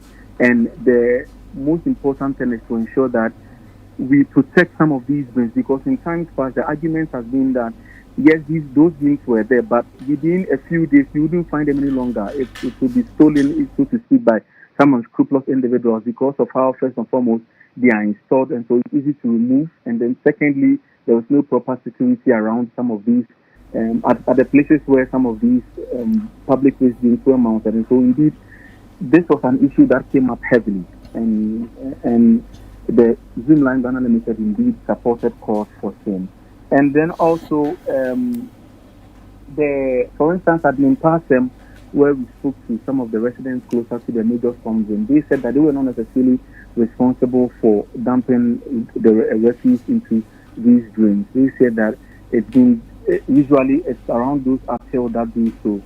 And so once they dump the refuse indiscriminately and it rains, it washes to those at the downstream. And so it's also very important to refuse or provide, I'm looking for sustainable means of tackling issues or sustainable means of managing refuse. Okay, and I want to also find out from you which other places are left to be given attention to on your itinerary. All right, so tomorrow they'll be focusing on the Samasakumo enclave. Oh, nice. That's the only place you'll be tomorrow? Is that the only place you'll be tomorrow?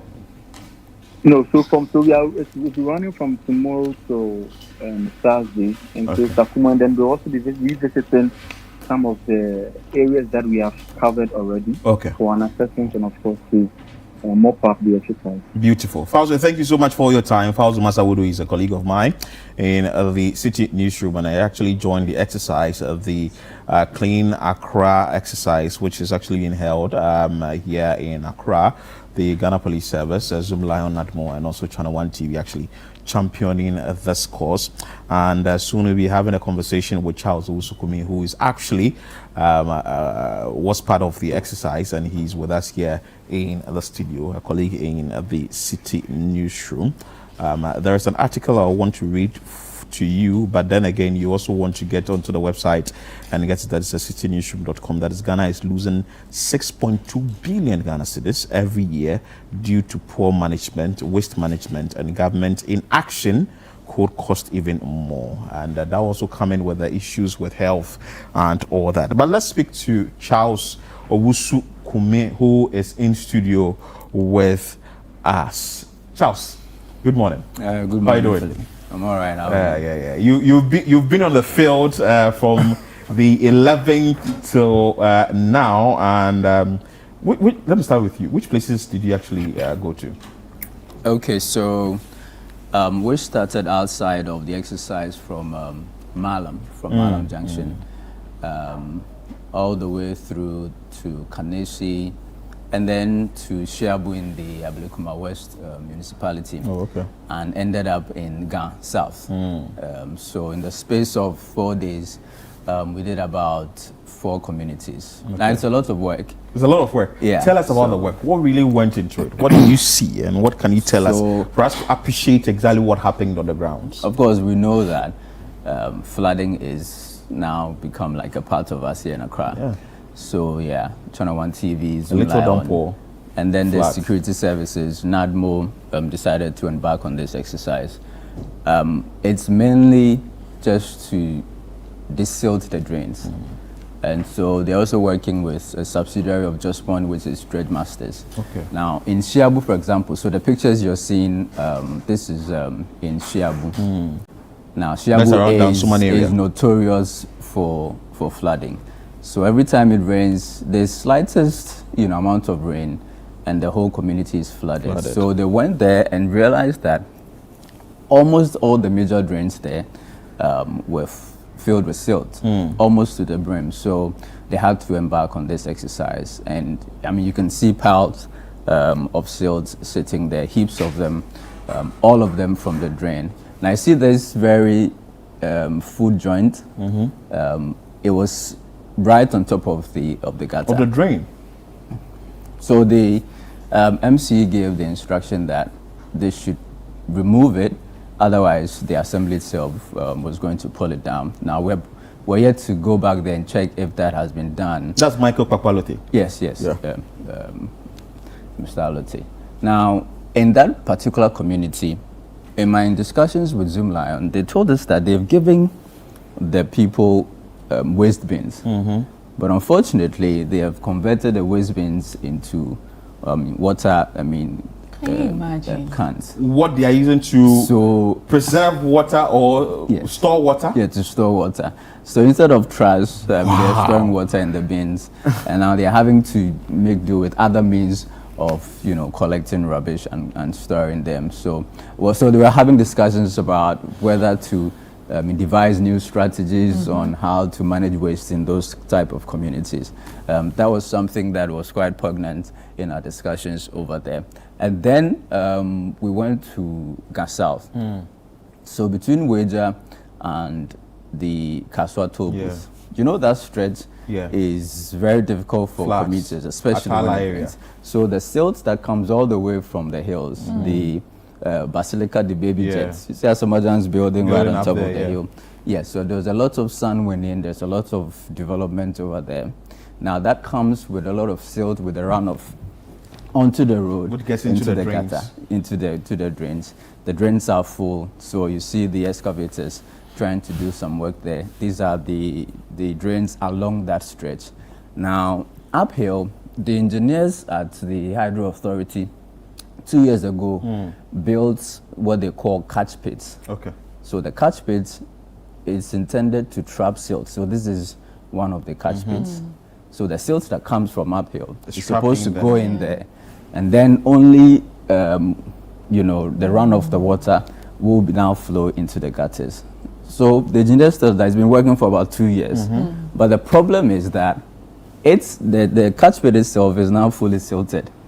Wow. So they needed to go out there and also do some work. So the Hydro Authority, together with the Gas South Assembly, Zoomlion, and of course Channel 1 TV, were up there to do the desilting. We're told that they could not complete the exercise on Saturday, so that the team is going back there today so that they can desilt all the catch pits. Hopefully, once they complete that exercise, that problem on that particular stretch will cease. Cool solve. And this actually shouldn't be an exercise that is like just for a period. It has to be a continuous exercise. Will you agree with this because of what you may have seen on the grounds? Yeah, of course. Waste management should be a part of our daily lives, just to be conscious of your own environment, to be responsible for your own self and the waste that you generate.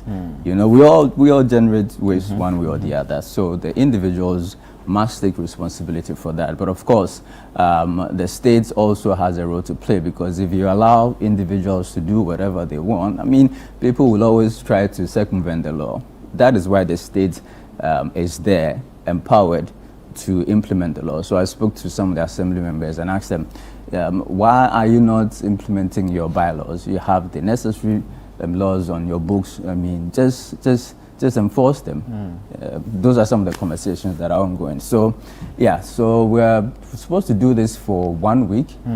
And then after that, I think the people up top will then discuss, depending on the response and the success rate, if it will continue. But I'm hoping that it becomes a part and parcel of our daily lives, this exercise that we're embarking on.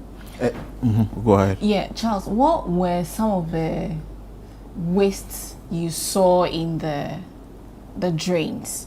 Did they have more plastics compared to others, or tell us about it? Well, yeah, lots of plastics. So you have the ordinary pure polythene water, bags, pure plastic water, bottled water, You know, those are the things that you find in drains ordinarily, because those things, they take a very long time for them to decompose. And do they even decompose? I don't think they do. Take hundreds, hundreds of years. You know, the EPA has now banned the styrofoam. From 2027. Yes, so these are some of the stuff that you find in the drains. And then, of course, the sand itself, the silt, which is a major problem for drains.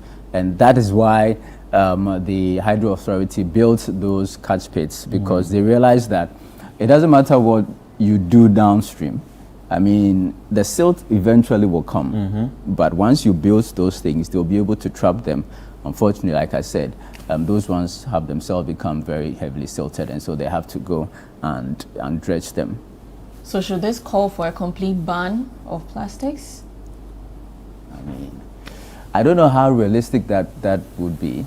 Some plastics decompose faster than others. And so I think they're beginning with styrofoam, and then gradually, once we have alternatives. And I had a meeting with a gentleman from the EPA recently, and we're talking about banning plastics. He says, once we ban plastics, the people will find alternatives. You know, the alternatives, he says, they are there.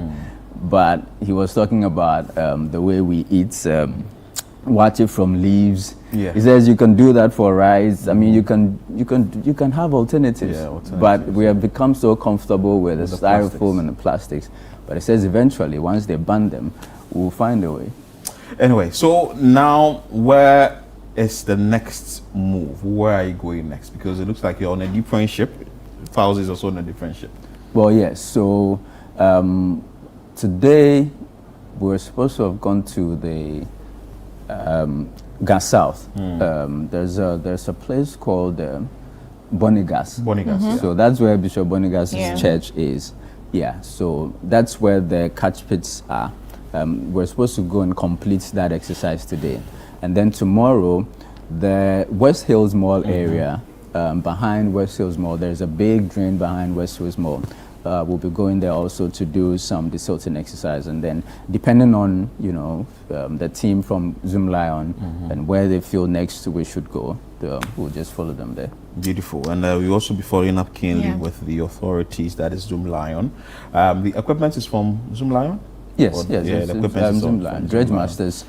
For the dredging, yes, it's Dredge Masters. They are a subsidiary of just like Zoomlion. Wow. So that means with an exercise like this, you really need a lot of capital or funds to really support it. Yeah. Because you're buying fuel. Yes. So, I mean, they're in charge of that. For us here, our job is to put a spotlight on what they're doing. So they have all the equipment, they have the payloaders, the excavators, and the tipper trucks to cut away the silt. You know, you don't want to scoop out silt from the drains, leave them beside the road. It rains and then they are washed back in. So they have these tipper trucks following the exercise, and then they scoop them into the trucks. They go dump them elsewhere. Beautiful. Charles, thank you. Let me read this article that I made mention of. The Ghana is losing 6.2 billion Ghana cedis every year to poor waste management, and government in action could cost even more. And this is actually on citynewsroom.com. You can Google it when you get on our site, that is citynewsroom.com, and you actually get this one that actually be written by the head of new media and online, Kwabena Wilson. And this says that the silent economic crisis hiding in plain sight, while national discussions continue to focus on debt, taxation, energy, and infrastructure, a far less visible crisis is quietly draining billions of cedis from Ghana's economy every year. This is according to a recent study from the Institute of Statistical, Social, and Economic Research, ISA, at the University of Ghana. The country loses more than 6.2 billion Ghana cedis annually due to the disease and health complications linked to poor waste management and sanitation. The figure represents a staggering economic burden that continues to grow despite years of policy discussions and public awareness campaign. The report paints a troubling picture. Ghana is not merely dealing with the sanitation challenge, it is forfeiting a major economic opportunity while exposing billions or millions of citizens to preventable health risk. The risk beyond dirty streets, that one is also that you can read on that.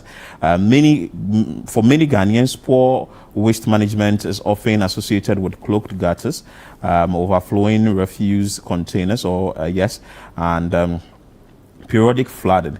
But ISA study reveals that the consequences extend far beyond environmental concerns.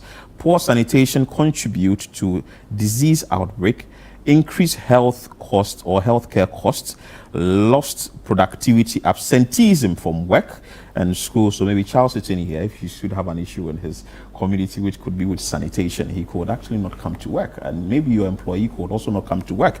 The government officials who have employees at the various ministries, departments, and agencies will not have their employees because we may not have prioritized sanitation in this country. So from work and school and premature death, every sick worker, every missed school day, and every preventable hospital admission carries a cost that ultimately weakens national productivity and economic growth. So you can actually read this, and it ended by saying that the 6.2 billion Ghana cedis annual loss represents resources that could otherwise be invested into schools, roads, healthcare facilities, job creation, and industrial development. We've been talking about this here on community, that there are schools that are needed in rural areas, there are roads that are needed in rural areas, there are hospitals that are needed in rural areas. So maybe we would want to actually target these issues with sanitation and get it resolved once and for all, so that we wouldn't be pumping enough money or too much money into healthcare and all this. It can actually be kept from the source, which is sanitation. Charles, thank you so much for joining us in studio. You're welcome. And thank you so much, Fauzu, for also joining us via phone. We will take a quick break here. When we come back, we have an interesting conversation with you, or for you rather, from the University of Ghana students, right? Yeah. So stay with us here on Breakfast Daily. We'll be back with more.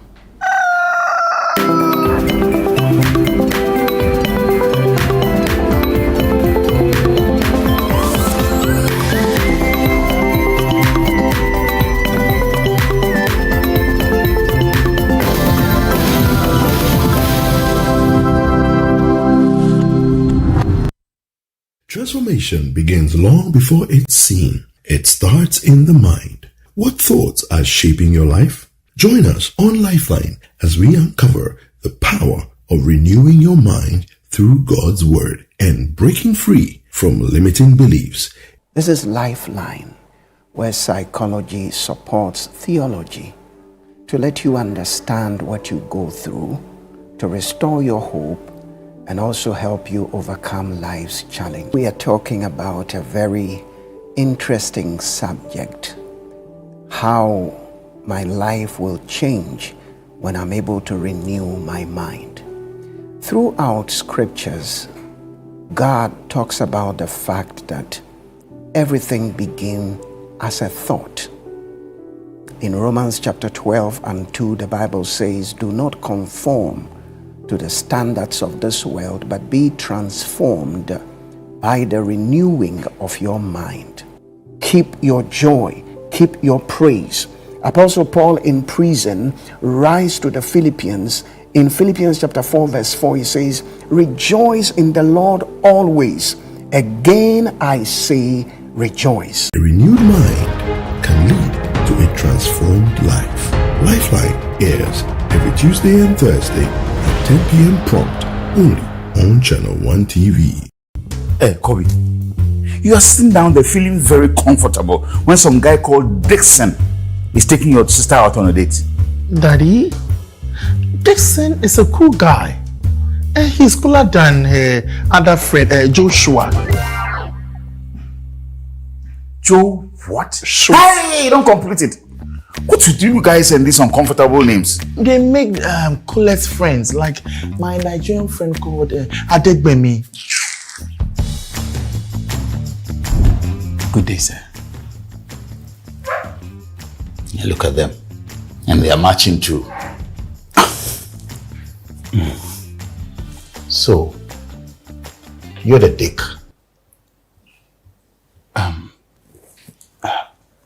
Dixon. Sir, I'm very pleased to meet you, Mr. Blackson. Oh, hi, Dixon. How are you doing? The Blanksons airs every Thursday at 7:30 p.m. and is sponsored by Out Insecticide, Nasco Electronics, Lizzie Shito, Everpack, and Lily Rice on Channel 1 TV. The vibe is too much.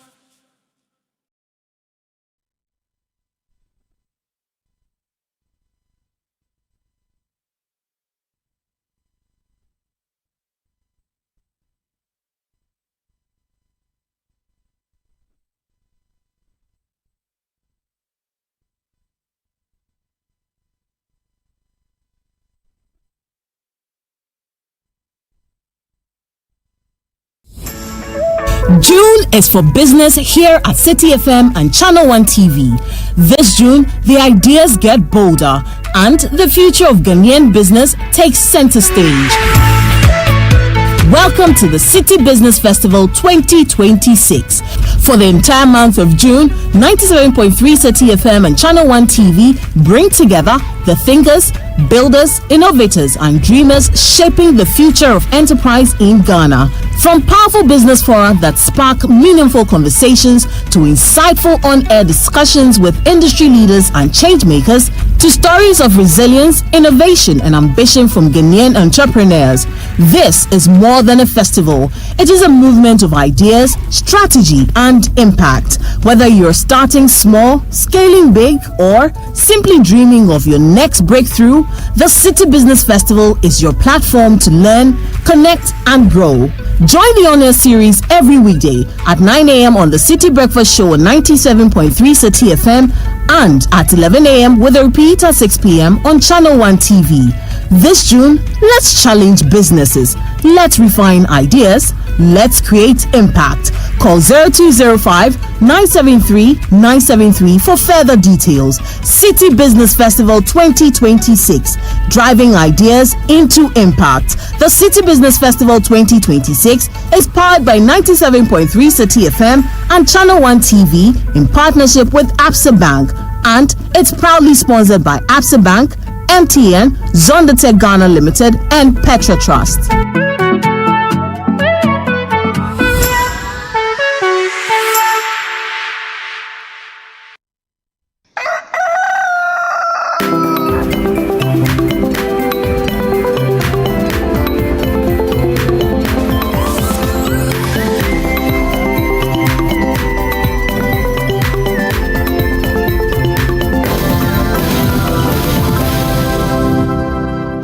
You're welcome back. This is Breakfast Daily here on Channel 1 TV. We're about to have a conversation about the University of Ghana Student Experience Conference. Now, in a bid for the university to improve on the experience of students on campus, it is important to have this conference so that there can be a dialogue and hear from students what are the things that are affecting them, what are the things that can be improved upon, and then they know the best way forward. To do this, to have this conversation, we have Prof.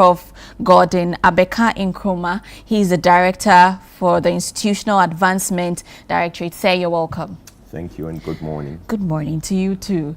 And then we have Sadiq Abubakari. He's the GRASAC President, University of Ghana. And it's all about the University of Ghana Student Experience Conference. Why the need to have this conference in the first place? Okay, thank you very much. You see, universities globally are now trying to strengthen their relationship with students and also give the students better experience. But you see, the experience doesn't always end at lecture halls. It also talks about the supporting service of the university, plus advisory services that's going to give the students better experience. So this conference is earmarked. It's the first time conference even in our country to give the students opportunity to come to the conference, share their experiences, the positive of the universities, how the university has transformed their experiences, and the areas they think the university should improve upon it to give them the better experience they're looking for. But the university is looking at where students, after leaving from their admission to graduation, you can have this feel of better experience. They can come back to the school to become alumni in good standing. And because when it comes to university, because alumni are doing a lot of, things to help students even to get their better experiences. You're looking at how better this conference can shape with the students, our lives, the way we behave, our attitude on campus, and what we have learned from the university, and how the university has transformed our life and give us a better experience so that at least we can go back to the world and the society to also implement or exhibit the kind of experience we have acquired from the university. Now, as a GRASAC president, what are some of the complaints you have received in your office from students?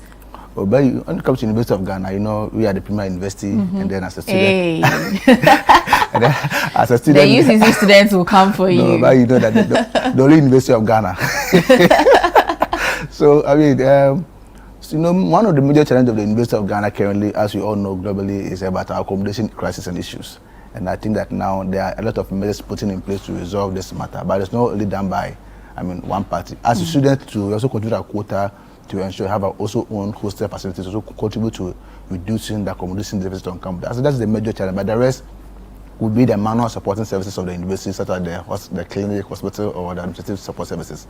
But for the lectures and academics, top notch. Without the top notch. When they talk of the best IT infrastructure in Ghana universities, the University of Ghana is one of the best institutions that can have this. In terms of research, top notch. The UCC students will come for you. You can compare. But you know, data doesn't go online and search. The best University of Ghana. Anyway, now the theme for the conference is transforming student experience through service excellence and innovation. Prof, let me come to you. Tell us about this theme. What does it mean? And why did you choose this theme? So thank you very much, and good morning to your listeners. And let me say that student experience, because the university itself has a strategic plan. The strategic plan is anchored on 5 pillars, and the first pillar is on student experience.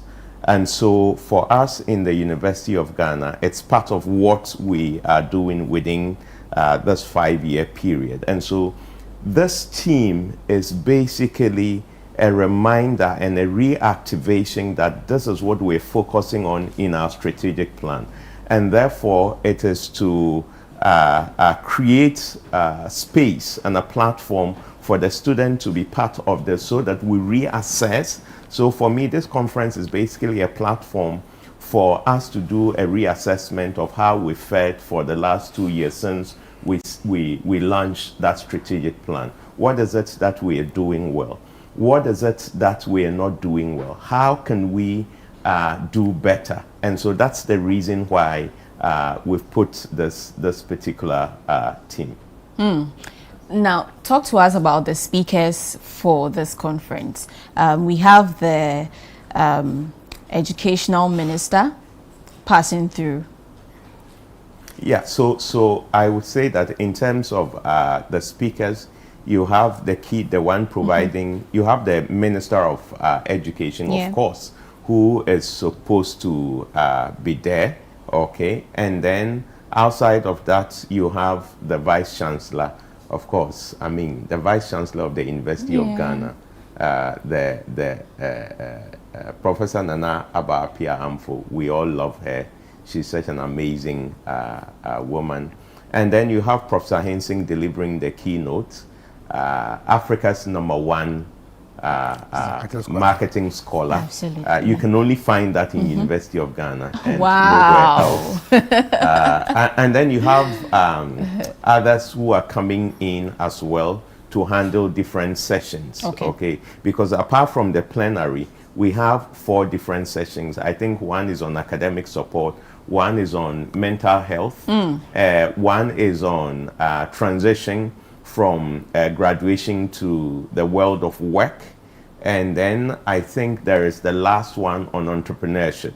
Okay, so students can go to each of these and they can have a conversation in terms of the way the university can strategize to help students to achieve the objectives in these 4 areas as well.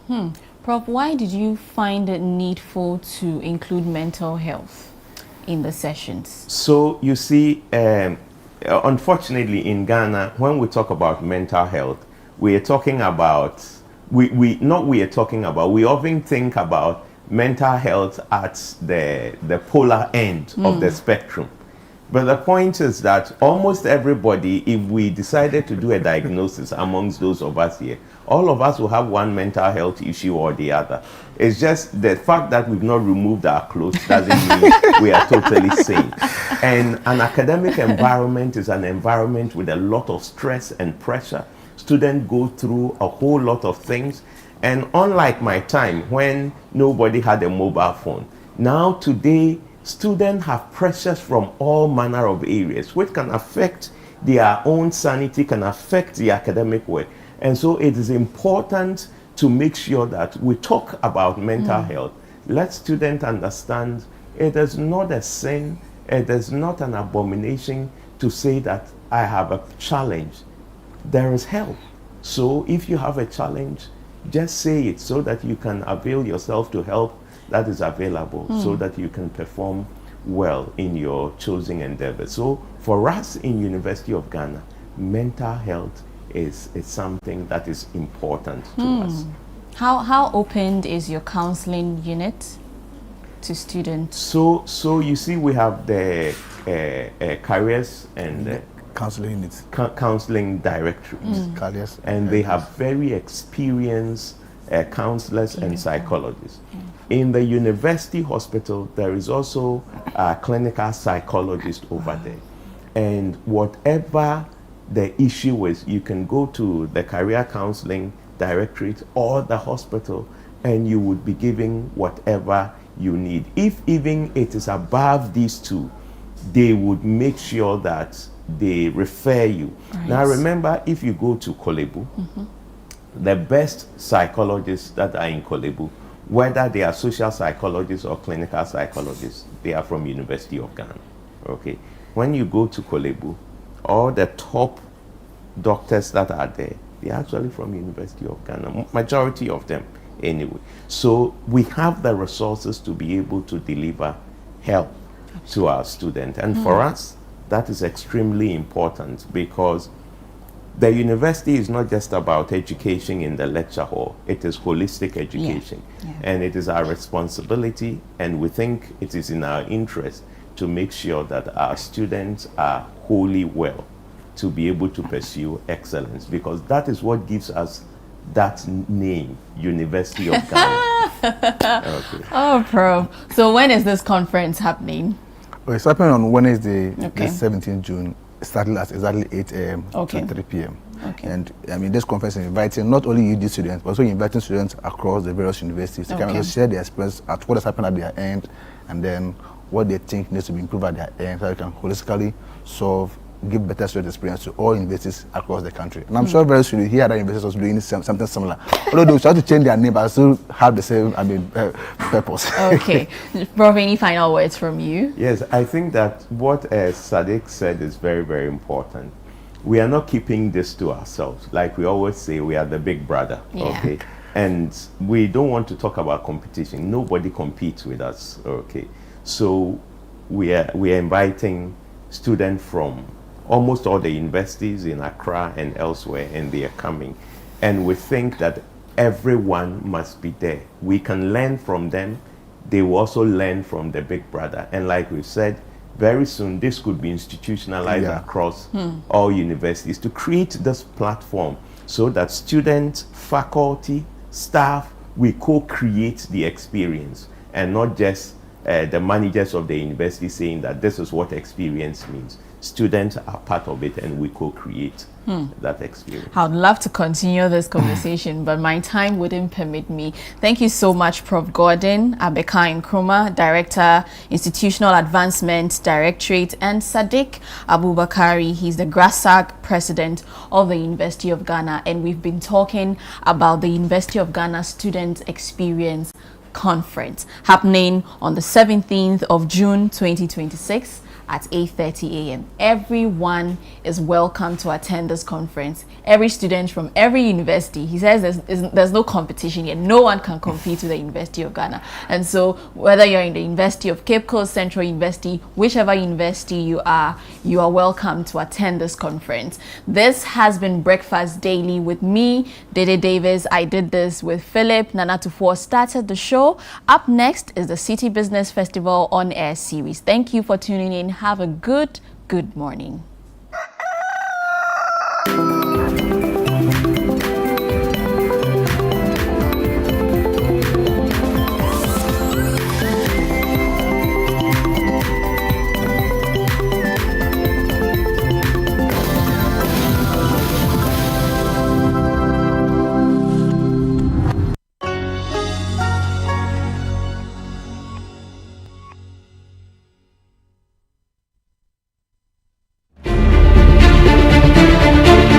Every day, across Ghana, stories unfold.